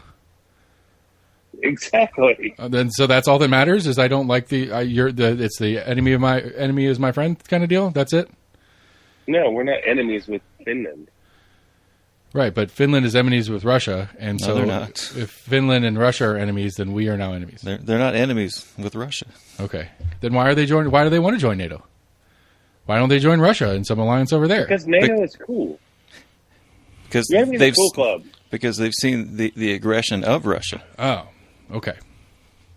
And so then my border argument makes perfect sense. If they've seen the aggression and they see what Russia does to their neighbors and they are a neighbor and they don't want to worry about that, so they want to join NATO as protection against Russia invading them, then the fact that they have a huge border with Russia does make a difference. Makes more of a difference with them being a NATO member because of I forget whatever that policy was. The Article 5 where we have to Article 5. right where if one Russian shoots across the border and kills one Finnish soldier, that we are now at war with Russia as NATO at large, which would be us. No, it's not a de facto declared war because of a single incident. It is that an attack on one is considered an attack on all. Okay, so a Russian soldier shooting a Finnish soldier would be considered an attack on one? Yes, it would be considered an attack on a familiar NATO nation, yes. Okay. Does it automatically escalate to a war? No. Okay. It doesn't automatically, like, somebody's shot and then all of a sudden just declarations of war are just sprinkling out of the woodworks. So, but again, we have more friends as NATO. Maybe I'll give you that we have more friends as a strategic advantage. But as Americans, it's also more money going into the NATO collective pot. Okay. And then it's you not also, in NATO's I think, collective pot. It's Finland. I think Sweden has a pretty good air force. I believe Navy as well. Finland, pretty sure, has a decent standing army. I mean, we have much smaller countries in NATO that aren't able to supply that don't have the GDP and don't have the military assets that Sweden and Finland have. Sweden is $537 billion in GDP, which means if they're doing 2%, that's $10 billion annual in defense spending. Finland's $271 billion GDP. If they're doing 2% as they're supposed to as part of a NATO country, that's $5 billion. So that's combined $15 billion. Is that the right math, give or take? Sounds good. Just a couple jets. $15 billion they're going to pitch into the cause. How much did we just send to Ukraine? Just us, not the rest of the NATO countries? 30. I mean, all told, it's supposed to be $80 billion by the end of the year. How much is NATO going to, or how much is Finland kicking in on that? None, obviously, for this particular one. I don't think I've heard of them sending any. Sorry, as far as military, armament. I mean, maybe they might have a decent standing army or a decent air force or navy or whatever. Maybe, sure, why not? I'll give you that, even though I don't know if it's true or not. But on a military strategic level, I don't see, other than, I think the conversation we had one of the last times I went down this fucking rabbit hole, was other than fodder for the first killed by the Russians, Finland has no, I don't see Finland having real strategic value in an open war with Russia between NATO and Russia, other than being the first dead. And so that gets Poland later on the list. What? I don't know, because they're working their way across. I don't fucking know. When did they take Poland They're first? working their way across. Finland, Sweden, whatever. They're working their way into Europe. Okay. I don't know. Maybe I'm not the military strategist I pretend to be. Well, I mean, you've got a tiny little map up there. Right? I know. So they'd go Finland, Sweden, and then Norway, and then They still got to jump over in Denmark. and then or they go You straight even to get close Britain. to getting into mainland. It doesn't matter. By the time when Russia invades Finland, we're doing what Napoleon couldn't do. We're doing what Hitler couldn't do. We're doing what everybody else couldn't do because we'll try to invade Russia. I would say it's more of a deterrence. I mean, one reason I think Putin felt, more able to go into Ukraine is because they weren't a NATO nation, so they knew that NATO could not respond to this. So on one hand, it's a bit of a deterrence as well. It's Okay, like, hey, again, here's one more country that says if you step in, I you will attack not argue them, you're for- attacking all of us. I won't even begin to pretend to start to argue that this is not joining NATO is not good for Finland. Absolutely, this is great for Finland as a deterrent to keep Russia from even thinking about possibly invading. I agree with that 100%. How is it good for us? And you know what? Fuck the NATO part. How is it good for me? Because we are NATO. We're the sole vote of NATO. Well, by rule, one no is all no. So yeah, Right. we have the right to say no. How does this benefit us? Like, realistically, how does this benefit us to expand NATO? And we've done it for decades. It's not new. There's been a lot of countries I don't think we should have added if we go back in time. But we're here. Why does this benefit? How does this benefit us? Not NATO, us. So we should leave NATO? Because NATO does nothing for us. I don't know. Does it? What does it do for us? So I'm asking you. Do you think we should just leave NATO? If it's an option, I don't see why it'd be a bad thing. Okay. I mean, does Germany and France and the UK hate us if we leave NATO? Probably, because they need us. But, are they going to turn around and be our enemy immediately because we don't want to be their defense contractor anymore? No. Okay, so again, like, what is the point of foreign policy? But then, what happens when we go into Taiwan to back up China? You don't think that the NATO people will feel obligated to help us in some sort against that? I mean, I think they Against China in are. this situation? I think technically they are. But what I'm saying, if we weren't part of NATO, We're going to have Finnish back out of NATO, that paratroopers happened. dropping down into Taiwan. No, I'm saying if we weren't part of NATO, then we're on our own for all that stuff. I mean, that's a good question. That's I don't a know. benefit for us to stay in. I think it's a good question. I don't know what NATO's policy is on a NATO country being an aggressor and what NATO's obligation is. If we invaded Mexico, does Germany have to come over and help us? No, but we're not talking about invading Mexico. I think that... Well, NATO, Taiwan is not a NATO country, so the NATO countries have no obligation to help us defend Taiwan. Even if we are embroiled in direct warfare with I agree. China. They don't have to. They might. But- right, okay, I hear you. I'm saying they could be like, oh, you just stuck enough NATO. Oh, you need some help, America? Fuck you guys. You're on your own. You want to be on your own. Is that going to come through? Or is it going to be like, ooh, we need to help them because they're our ally? I mean, like, I respect the idea of Taiwan's importance to us economically more than I do Ukraine's. Like, I get it a little bit. I think I brought it up in the chat. I believe the only time NATO has ever activated Article 5 was September 11th. Okay. Okay. Yeah, and that's but Afghanistan. But if you look at Iraq, when we were in Kuwait, fighting back Saddam Hussein, we had NATO people there. And I do not think that Kuwait was a NATO country. Do we have NATO, or was it other countries? Because there's specifically... Well, I don't know if it was Because, I mean, I know there were Canadian and French and Australian troops there, but I don't know that there were NATO... There were NATO countries there, but I don't know if they were there under the banner of NATO. again, No, yeah. okay, I don't know. right. I don't know if they were under the banner of NATO too. They were under the banner of the UN. So, okay. So, another one to go back a little bit, because we've gotten a little bit off the main point. Another one that how I find it to be a disadvantage for us to add Finland is because it'll piss off Putin. And I understand that that's a weird, stupid way to go about it, but if this aggravates Putin to be more aggressive, that's not necessarily a strategic good move for us to poke the bear. I don't think. Just like it was not a good strategic move for Pelosi to go to Taiwan. Yeah.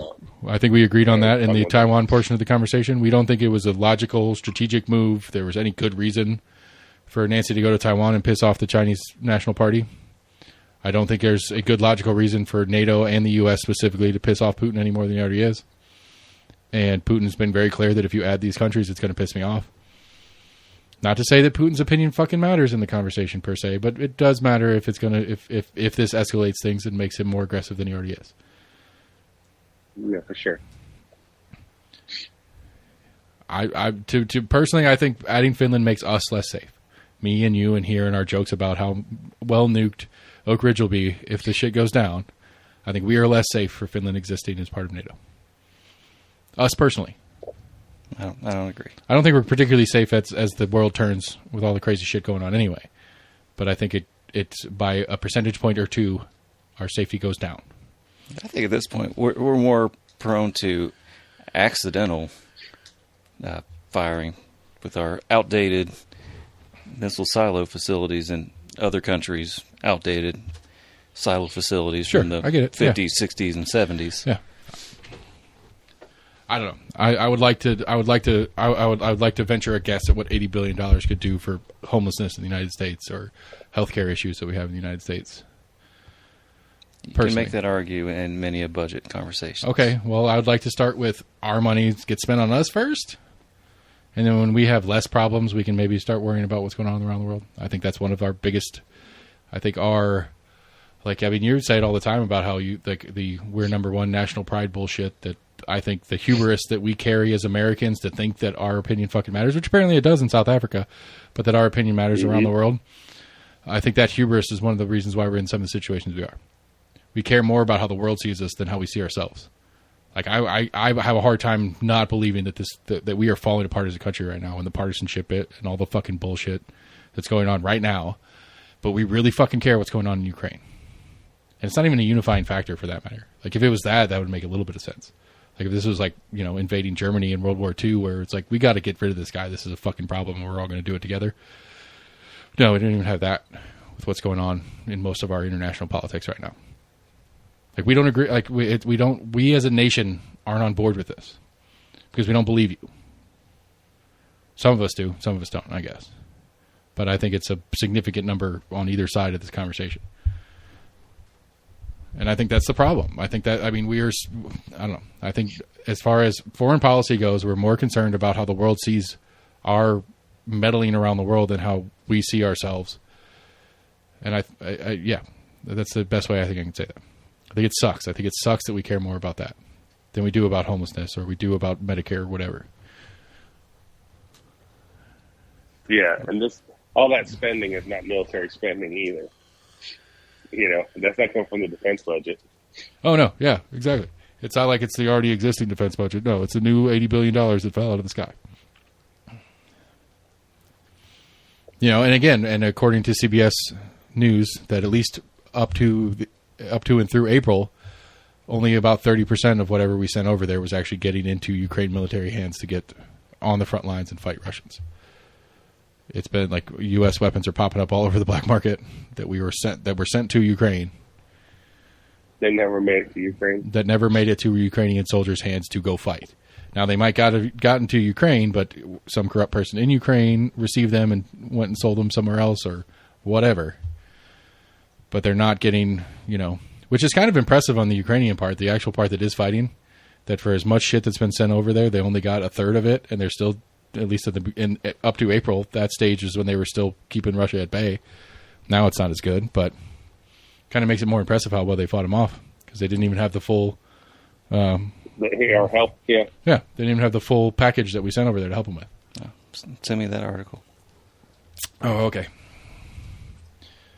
Not now, you dumbass. No, I was going to pull it up. Like this is what's been going on with it.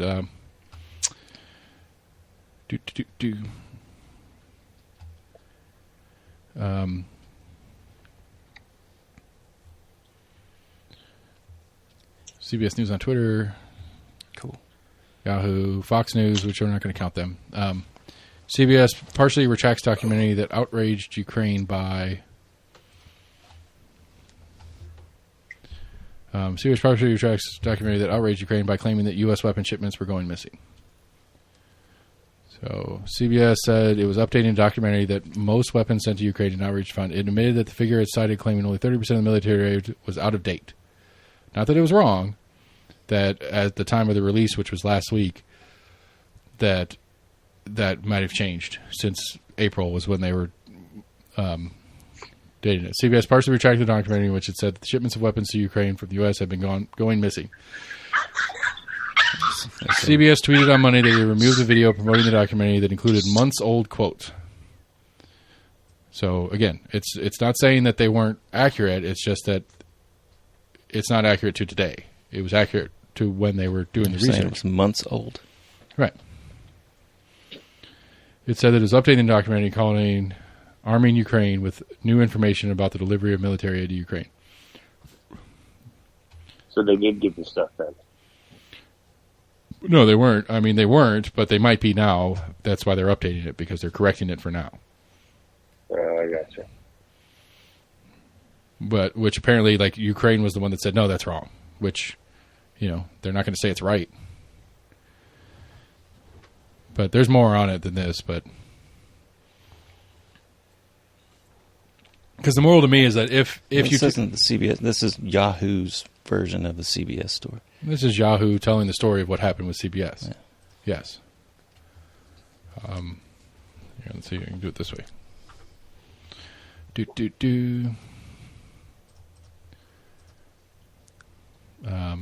doesn't matter. Anything. Okay. Anyways. Oh. That link's dead on CBS News.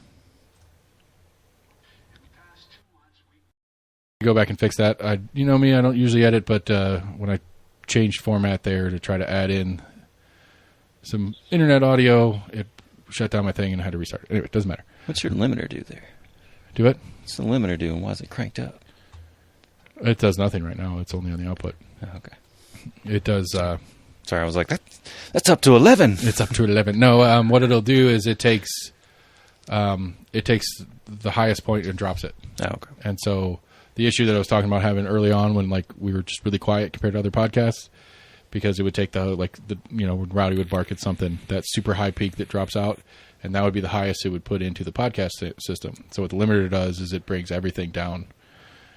To equal out to equal out the highest point, and so it's a more consistent. Drops everything down. Yeah. Fun. Some sound engineer out there is fucking rolling over in his grave right now, pissed off at how terrible my explanation was. But that's the general idea. It takes the max output that I want and subtracts 2 from it. F off, sound geeks. Oh, I could use one. I could use one real bad. I need a lighting guy. I think I got it figured out for the Compass Point show, but it's all about soft lighting. Well, no, with the green screen, it's all about fucking hard light. Oh. You got to get that green screen fully lit by itself. And so going across the room, they throw shadows, and when they throw shadows, you can see kind of a halo. Yeah. And it sucks. And so I think I've got it figured out where I've got them separated now so that the green screen by itself is so well lit that they're not shadowing it, and I should be able to get it. It's been a process. Video is never something that we messed with. It's just been an addition for that show. So anyway, it's fun. I'm getting better at it. It's weird being not being part of the show, just being here pushing buttons, because I'll get started and I'll start playing around on Facebook and, texting people and looking on. What'd you just say?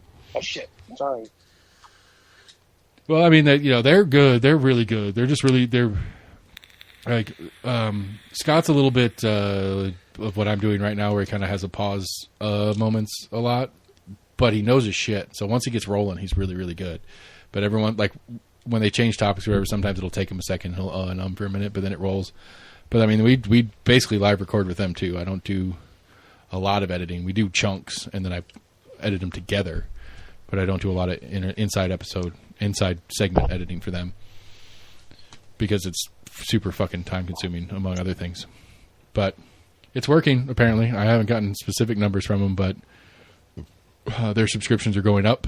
Our podcast numbers are growing for them. So it's doing what they wanted to do. It's doing what I want to do. So I'm happy with it. And I get to be a fly on the wall and learn a lot of shit that I wouldn't learn otherwise. As far as, who's doing what and where around town.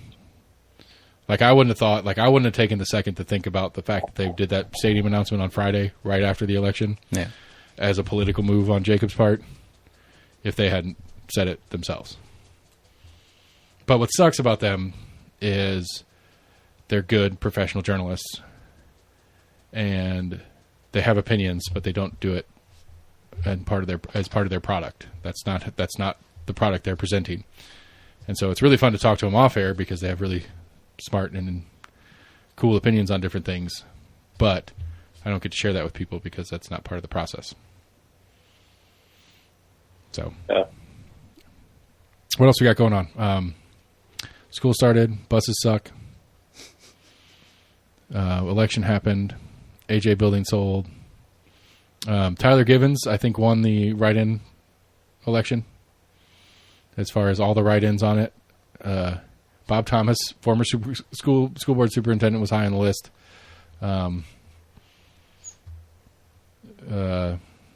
We definitely had a Mickey Mouse, a SpongeBob, as mentioned. Snoopy, just on the page I have in front of me. But Tyler Givens did get a number of them. I texted him on that. He thought he appreciated it. It made his day. Yeah. Yeah. I was like, hey, man, did you actually go through and register as a write-in? He said no. I was like, well, I'm pretty sure you got the most write-ins. Not that it matters. He's like, really? I was like, yeah. He's like, well, that just made my day. And I was like, well, good. I'm glad I made your day. I'm going to try to do another show with him soon. Yeah. I mean, I don't know. To me, it was a throwaway anyway. There's no way Glenn was losing that race. Apparently, what I need to do is I need to get the sheriff's race because that one's going to have a ton. Because that was an unopposed. He already won the race. I'd be curious what I'd be curious what some of the write-ins on him. People write in. Now there's this girl Meg McMuffin, who, God damn it, I do this every time. One of the city councilors who I've had on the show like 3 or 4 times, and it's really fun. She's the one that I did the stadium show where she has cousins that live in Indiana. Because all the time when they were talking about the stadium, they kept talking about this Fort Wayne, Indiana stadium. So she had cousins there, and so we zoomed them in. She came in. She came into the studio, and her and I did a Zoom call with her cousins in Indiana, talking about how that stadium affected their town, blah blah blah blah, because they're the model, this, that, and the other. Anyway, one of her good friends or whatever is this Meg McMuffin character, and apparently for like 2 or 3 years, she campaigns to make herself a write-in. She doesn't try to run as a write-in. She doesn't go through the process and register as a write-in, but just as a joke, she tells everybody to write her in for sheriff, and apparently she does fairly well at it, like 20, 25 votes, but for a write-in that doesn't actually exist, 25 votes is pretty good. And so, that's funny. Which is funny because I mentioned that too, going back to what I was talking about as far as the Compass guys. One of the Compass guys had mentioned that he'd written into sheriff, and my response was it Meg? And he said, yeah. I was like, that's hilarious. Like, it's just kind of a stupid little thing among us dorks that pay attention to Knox County politics that you write in Meg McMuffin for sheriff. So shout out to Meg. I'll get her on as a sheriff candidate next year. Why is that fucking crazy? My dumb fuck brain. I'm going to have to go to the city council and look it up because it's going to drive me crazy because I can't remember her name.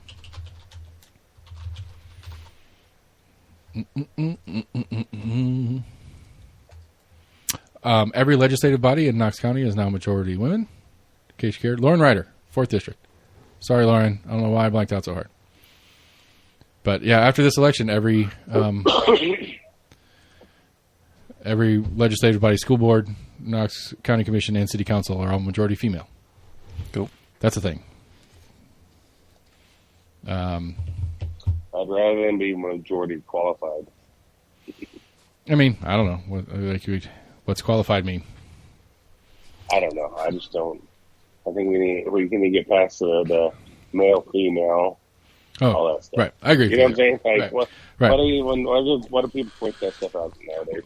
Well, I think what's funny about it is like a county commission, which is an 11-member body, with the new makeup is going to be like of the, I guess it's 6 females, 2 of them are Democrats and 4 of them are Republicans. What do you think is going to be more important when they're voting on stuff, Republicanness or ladiness? Mm-hmm. You know, I mean, they're going to vote. I don't think anything. I don't think it matters. Right. It shouldn't. I mean, that would be in a perfect world, which is why you need to vote, and you need to vote for the wrong person or write in people or make a mess of it. No, you don't. I don't know. Like, I get it, and it sucks, and it makes me sad. That's my problem with your logical reason for not voting. Like, it makes me sad. Yeah. Like, I wish it wasn't that way. I wish you felt like you were a part of something that made a difference in the world. And no, it's like the cool kids in high school, you know, whatever group you wanted to be in, and you realize that group's not really that cool, you know, and that there's still the people that want to be in that group. right. I mean, I don't know. That's what drives me crazy about it. It has the structure is there. The machine is built and has purpose and can be. It just isn't. It's not that it can't, and that's why it's pointless. That's why it's frustrating, I guess. It's because it can and still isn't. Does that make sense? Mm-hmm. Like it really can do amazing things and make a big difference in regular people's day-to-day lives. Maybe not a huge difference in your day-to-day life, but in the community at large, which at some point will make a difference in your day-to-day life. It can. It just doesn't. And it doesn't because we're too busy talking about boys and girls, black and white, Republican, Democrat. Mm-hmm. Yeah, and that's why you need to vote. I'm just going to keep finishing every phrase. Like, I'm just going to say it over and over again. It should have been last week's show. We don't have another election for a while. Yeah, I know. Yeah, we got November. We got the state stuff in November. Yeah, man, still. I mean, that one's worse. I'll agree with you that one's worse because we got sending Tim Burchett. That's Carhartt guy. I couldn't remember last week. Sending Tim back to D.C. Governor Lee stay in Nashville. I mean, again, the Briggs race is interesting. The District 18. There's some of these House races have value. Yours doesn't because you have Carringer and you're stuck with her. But there's a few House races that could have potential to be important. I think who is it that's running against Zachary in '89? Amanda Collins. I think there's some energy there. I won't say I think it's still I think it's Zachary's race to lose. I think he has a strong hold on that seat per se, but I think especially given what happened last week, Amanda Collins has got more potential to beat him than she did a year ago, or than anybody did a year ago, or 2 years ago, which that was that write-in girl, Carrie something, which was a very interesting show. Underwood. No, not Carrie Underwood. You know, and then my District 18 race, I think, is another interesting race. I think there's, I think Elaine Davis is probably going to win it. I don't think Greg Kreplin is a very great candidate per se, but I'm curious with the cat bike situation. Who the District 4 and the school board is perfectly inside District 18. So I think there is potential for Kaplan a Democrat to take 18 instead of whatever. I mean, I think, you know, again, Carringer in your seat, she's not running against anybody, so that's fine. But I think that the Republicans are in more danger than they've been in a while in a lot of these House seats. Maybe Amanda. Did the guy that stole from that school win? Yep. By a lot, but that's because he's a Republican and the opponent was an independent, which is even worse than a Democrat somehow. It's even worse. He don't know what he stands for. Well, Sherry Garrett, who was primarying against Triplett, like she sat in here and was like, "Well, if you're going to run an independent, it's like you're hiding something."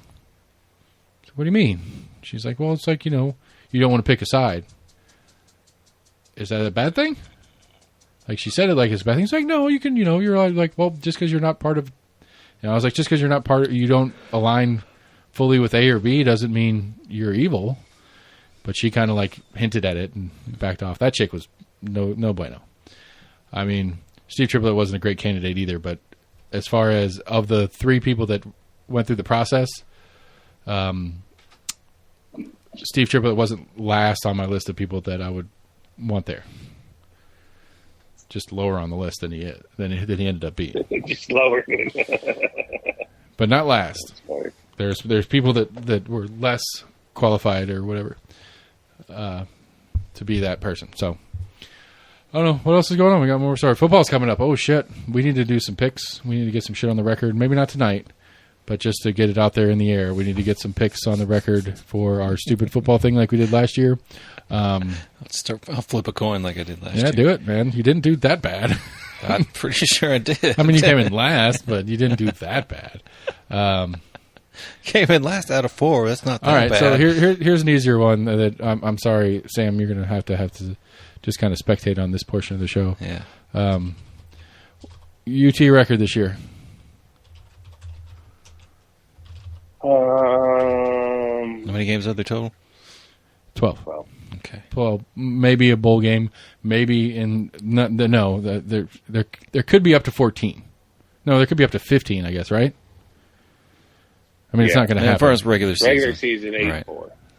8-4. All right, let me pull the schedule up real quick. Oh, Tennessee Vols, Pittsburgh. Oh, they're looking for tickets. I don't want StubHub. I'm gonna grab a beer. Talk amongst yourself for just a second. 7-6. Just a second. 7-6. Is that right? Is that the right math? Yeah. No, 7-5. You said 8-4. 7-5. No. 6-5. 6-6. 6-6. All right. I need to get a calculator for Sam. Going Check. 50-50. All right. I'm pulling the schedule up. I'll be fair. I haven't pulled the schedule up yet. And before I pull the schedule up, I'll say a number, and then we'll go down the list and see if I want to adjust my number. How's that sound? All right. So, UT Athletics football schedule. September 1st. Ooh. It's only 3-4 weeks away. September 1st, Ball State in Knoxville. Oh, wait. I'm not looking at the schedule first. Shit. I'm going to count that as a win. Not that matters. I like your 8-4. But just to have a different number, I'm going to say 7-5. Okay? What was yours, Sam? 6-6. Sam is Debbie Downer with 6-6. All right, so I'll write it. I'll somebody take notes. Shit. All right, so we got 6-6, 6, 7, or 8 wins between the three of us. I'm going to text AC and see if he's got a number.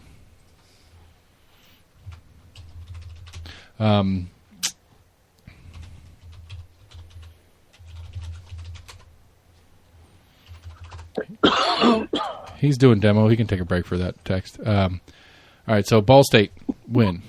Pittsburgh. Loss. Okay. I'm going to put Pittsburgh as a question mark for right now. I'll come back to that. Akron, win.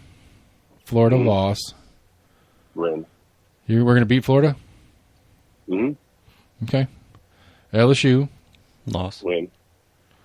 Ooh. Bama. Loss. UT Martin. Win. Kentucky. That's going to be a win. Georgia. I'll lose. Ms. We're going to win that one. I think we're going to lose South Carolina. Okay. And beat Vandy. Okay. That's 8-4. All right. So, yeah, maybe I feel better about my 7-5. So, Ball State, win. I'm going to put Pittsburgh at a loss. Akron at a win. Florida as a loss. LSU as a loss. Bama as a loss. UT Martin as a win. Kentucky's a win. Georgia's a loss. I think I'm running out of games. Miz is a win. South Carolina's a win. Vandy's a win. Yeah, that's 7. Yeah, I like mine. I see where you're at, though, on between the Missouri and South Carolina game. We'll lose one of those. Mm-hmm. Yeah, I feel you on that one. We're too good I think we'll upset Kentucky. We'll beat Kentucky. That's what I said. Oh, is Kentucky ranked? Yeah, they're ranked like 18 or something. Is Florida ranked? No. Okay. mean, it is here in Nayland. All right, so side bet on this one. Do we storm the field if we beat an unranked Florida in Nayland? No. There's not that kind of... I mean, it'll be the first time we beat them in fucking 20 years, right? We threw golf balls at Kiffin, man. Yeah. Yeah, but these kids don't have the balls enough to run the field and tear down goalposts. Some of these kids just don't give a fuck anymore. Those days are long gone. All right. I'm just saying, I just feel like, I feel like it's been long enough that I think it might happen. When's the last time we beat Florida? Here. Well, maybe we'll beat the Kentucky. We beat Florida in Gainesville in 21. I was there for that. It was miserable. It's one of the scariest moments of my life. All right, AC's got him at 8-4 as well. Probably the same breakdown as yours. Or similar. Yeah, that was not a fun... It was fun, but it was scary too. Florida's that was one of my least favorite road trips we ever did in band. Not my favorite. We might not have beat him that year. We might have beat him here. You said in 01 or 21? Because I know you said 21. 01, sorry. I might have said 21. You did say 21, yeah. You said 21, and I was trying to think, when did you go down to Did you go there last year? That's what I was thinking. I was like, I don't remember him going down there. I don't remember. It's been many moons. And then you said band. I was like, you were in college. It was when I was right. It was when I was at UT, which was the 2000 football season and the 2001 football season. Florida was here my freshman year. We were at Florida my sophomore year. I remember that part, and I think we beat them one of the two. And I want to say it was at Florida, not here, but I could be wrong. But you're really scared either way. Yeah. Freshman year we played at LSU, which was a banging awesome trip. We went to New Orleans. We left Thursday morning, right? So we skipped classes all day Thursday, skipped classes Friday. So we leave Thursday morning, drive to Memphis, stay in whatever that famous hotel is in Memphis that has the ducks. Yes, the Peabody. Yeah. So we stay in the Peabody.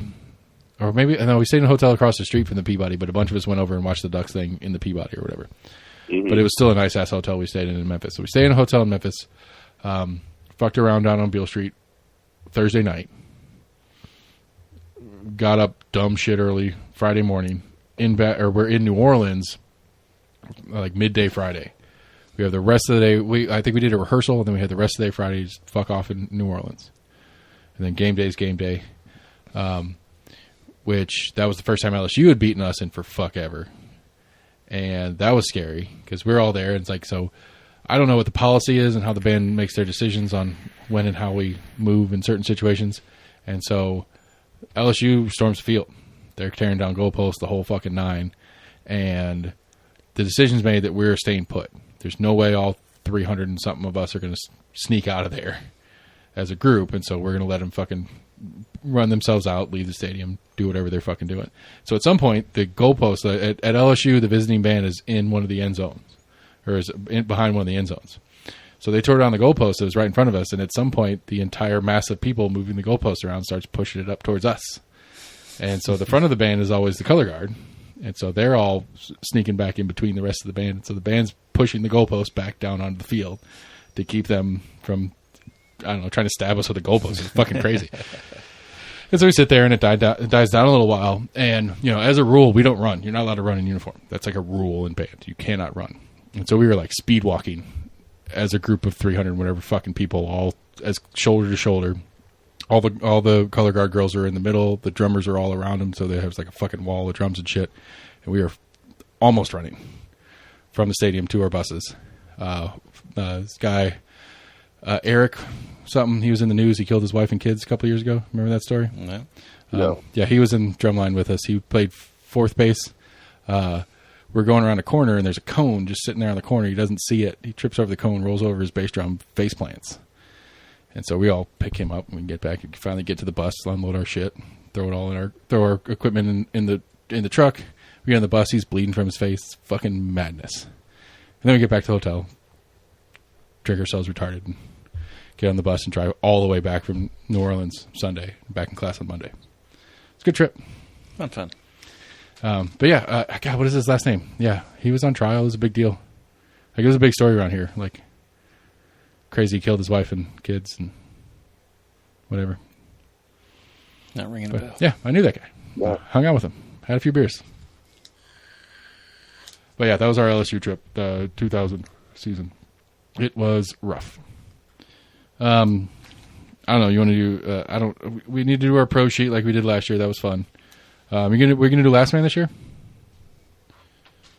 Yeah, Last Man. Oh, yeah. I guess I don't know. I got a friend request from him, but I think he got hacked. Like, I was excited. I got a friend request from him. I was like, "Oh snap! It's time for Last Man." And then I got a direct message from him, and it was like, "Hoping you were well and family is good." And I was like, "Oh shit!" He got hacked. Well, just go to the website. You can see. Yeah, I have to remember what it is. That's my problem with things like these. Like, I forget all my logins and passwords and what the website is. It was an app. Was it an Run app? Your Own Football League. It was an app. I think it's called Run Your Own Football League. Yeah. Yeah, I don't know. Wait a minute. Back the fuck up. We skipped so much shit. Sam, you weren't here last week. Why weren't you here last week? You were working. Why were you working on a show night? Because I was vacationing the rest of the week. No. I want to hear about your vacation. I can't believe we got all the way through this whole thing and didn't address the elephant in the room. Yeah, wasn't really much of a vacation. I mean, it's a cool. I think the premise of what you guys do is cool. I can see how it kind of lands flat every once in a while. Yeah. Max, did you hear the story? What he did, where he went? And no, I know he was at some beach or something. It was in Branson. So, a beach in the mountains. Oh, it was not. Ain't no beach. Well, I guess there's some sand next to some of the rivers. Yeah, there's a river bend that's got a little bit of sand to it. Yeah. So what is it called? You don't have to use the actual name, but what is it's like the whatever family? Oh, brigade. Brigade. I'm not like, I always think brigade is a military thing. Like, where's that come from? It generally is, yeah. Okay. But so you've told me this 1,000 times. I still don't quite understand it. How's it like? It is relations of some sort, right? So it's they traced it back to, I guess the original couple that moved from England in like the late 1700s, early 1800s. Your mom's or dad's side? My dad's side. Okay. And so your dad's great grandparent is the genesis of the people that get together. Yeah. Okay. Yeah, I forget how many generations it goes back. Yeah. I mean, essentially we do like our summer beach trip. How many people was there? How many people were at this event? Yeah. 30 or 40. Not very many. What's a big year? That's not very many. I mean, it sounds like a lot to me, but what's a big year if that's not very many? Apparently their biggest was like 80 to 100, but that was in like the 30s or 40s. That's really neat. That's like the 30s or 40s. That's so weird. Yeah. That's really neat to me. Like, just the idea that it is. I just like those, like half the people there. I mean, I guess legally you could marry, but because they're so far generations off, you know.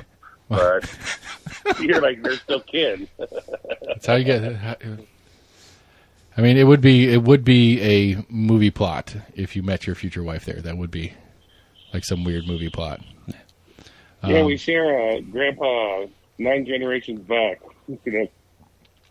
But we just like the premise of it though is really neat. Is that there's a connection. I mean, there's some interesting connections to it. What do you mean? One of the males married Dolly Madison's sister.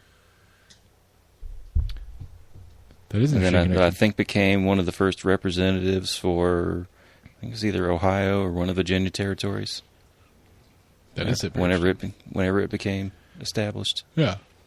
What was I saying? It's like because the beach trip, our family reunion beach trip kind of thing, it kind of is it's generationally pairing is what ours is. Ours isn't everybody. Ours pairs off on the subside, but like it started as, I guess my Actually, I don't know when it started, but as far as my recollection of it, it's my grandparents and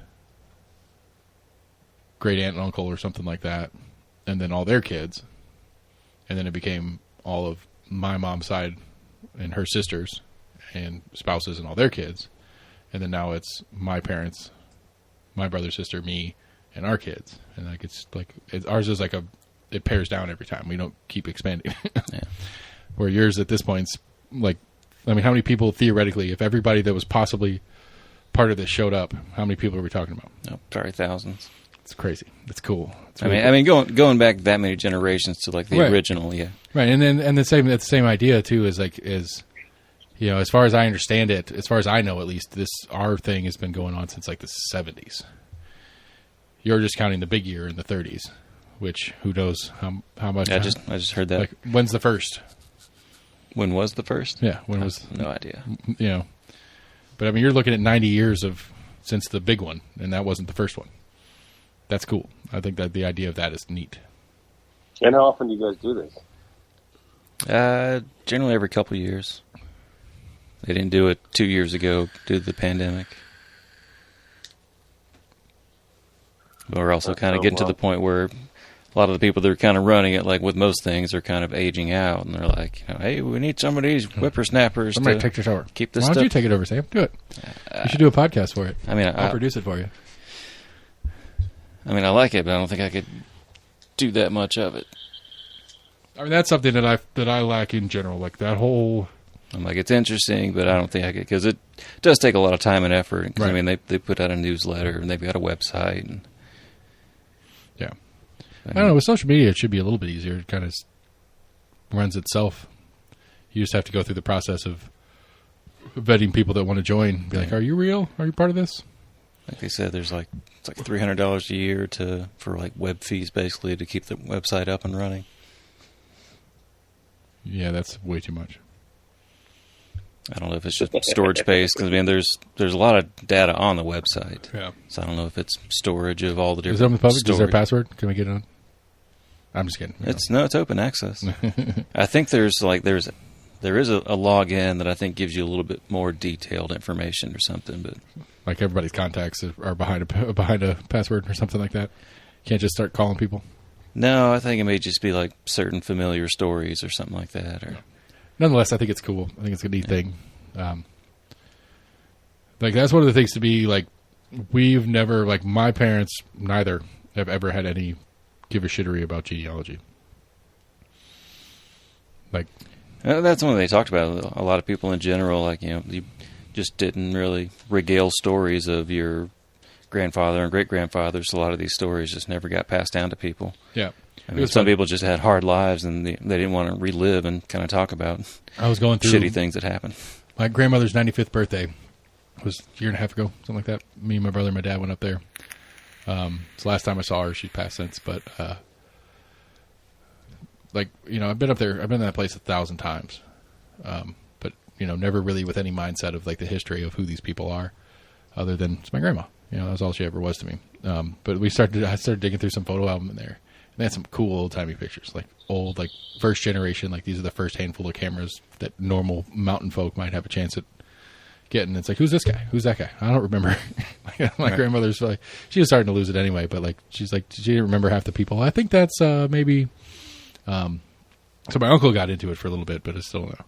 But like, I mean, like, I know there's some Scotch, I know we're Scottish at some level because my mom's maiden name is a city in Scotland, for Christ's sake. It's pretty obvious. And then I'm probably English because most work names come from England. Like, I mean, obviously we got an Irishman on the phone, but, you know, like most, if I understand it correctly, most names that are an occupation, generally, yeah, they're generally English. It's just too lazy. Just like, it's you. John the Butcher. Right. Cooper. Right. Smith, Parker, Barber. Like, they're all work names. Parker's a neat one. Parker's what we would call a game warden. Huh. Like, when you were the lord of an estate or whatever, the guy that went out there and made sure that you had the proper things in place to have the animals that you wanted to hunt. That was the Parker.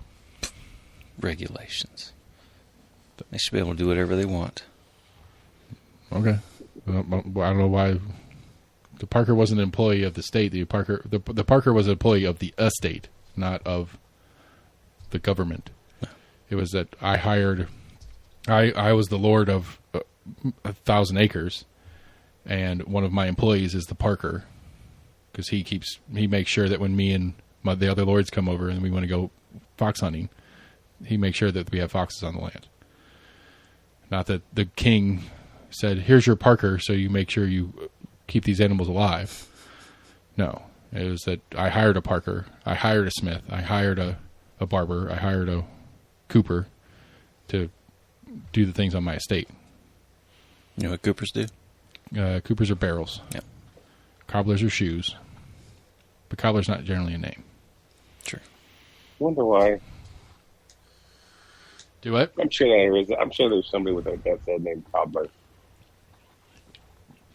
Yeah, they're probably out there.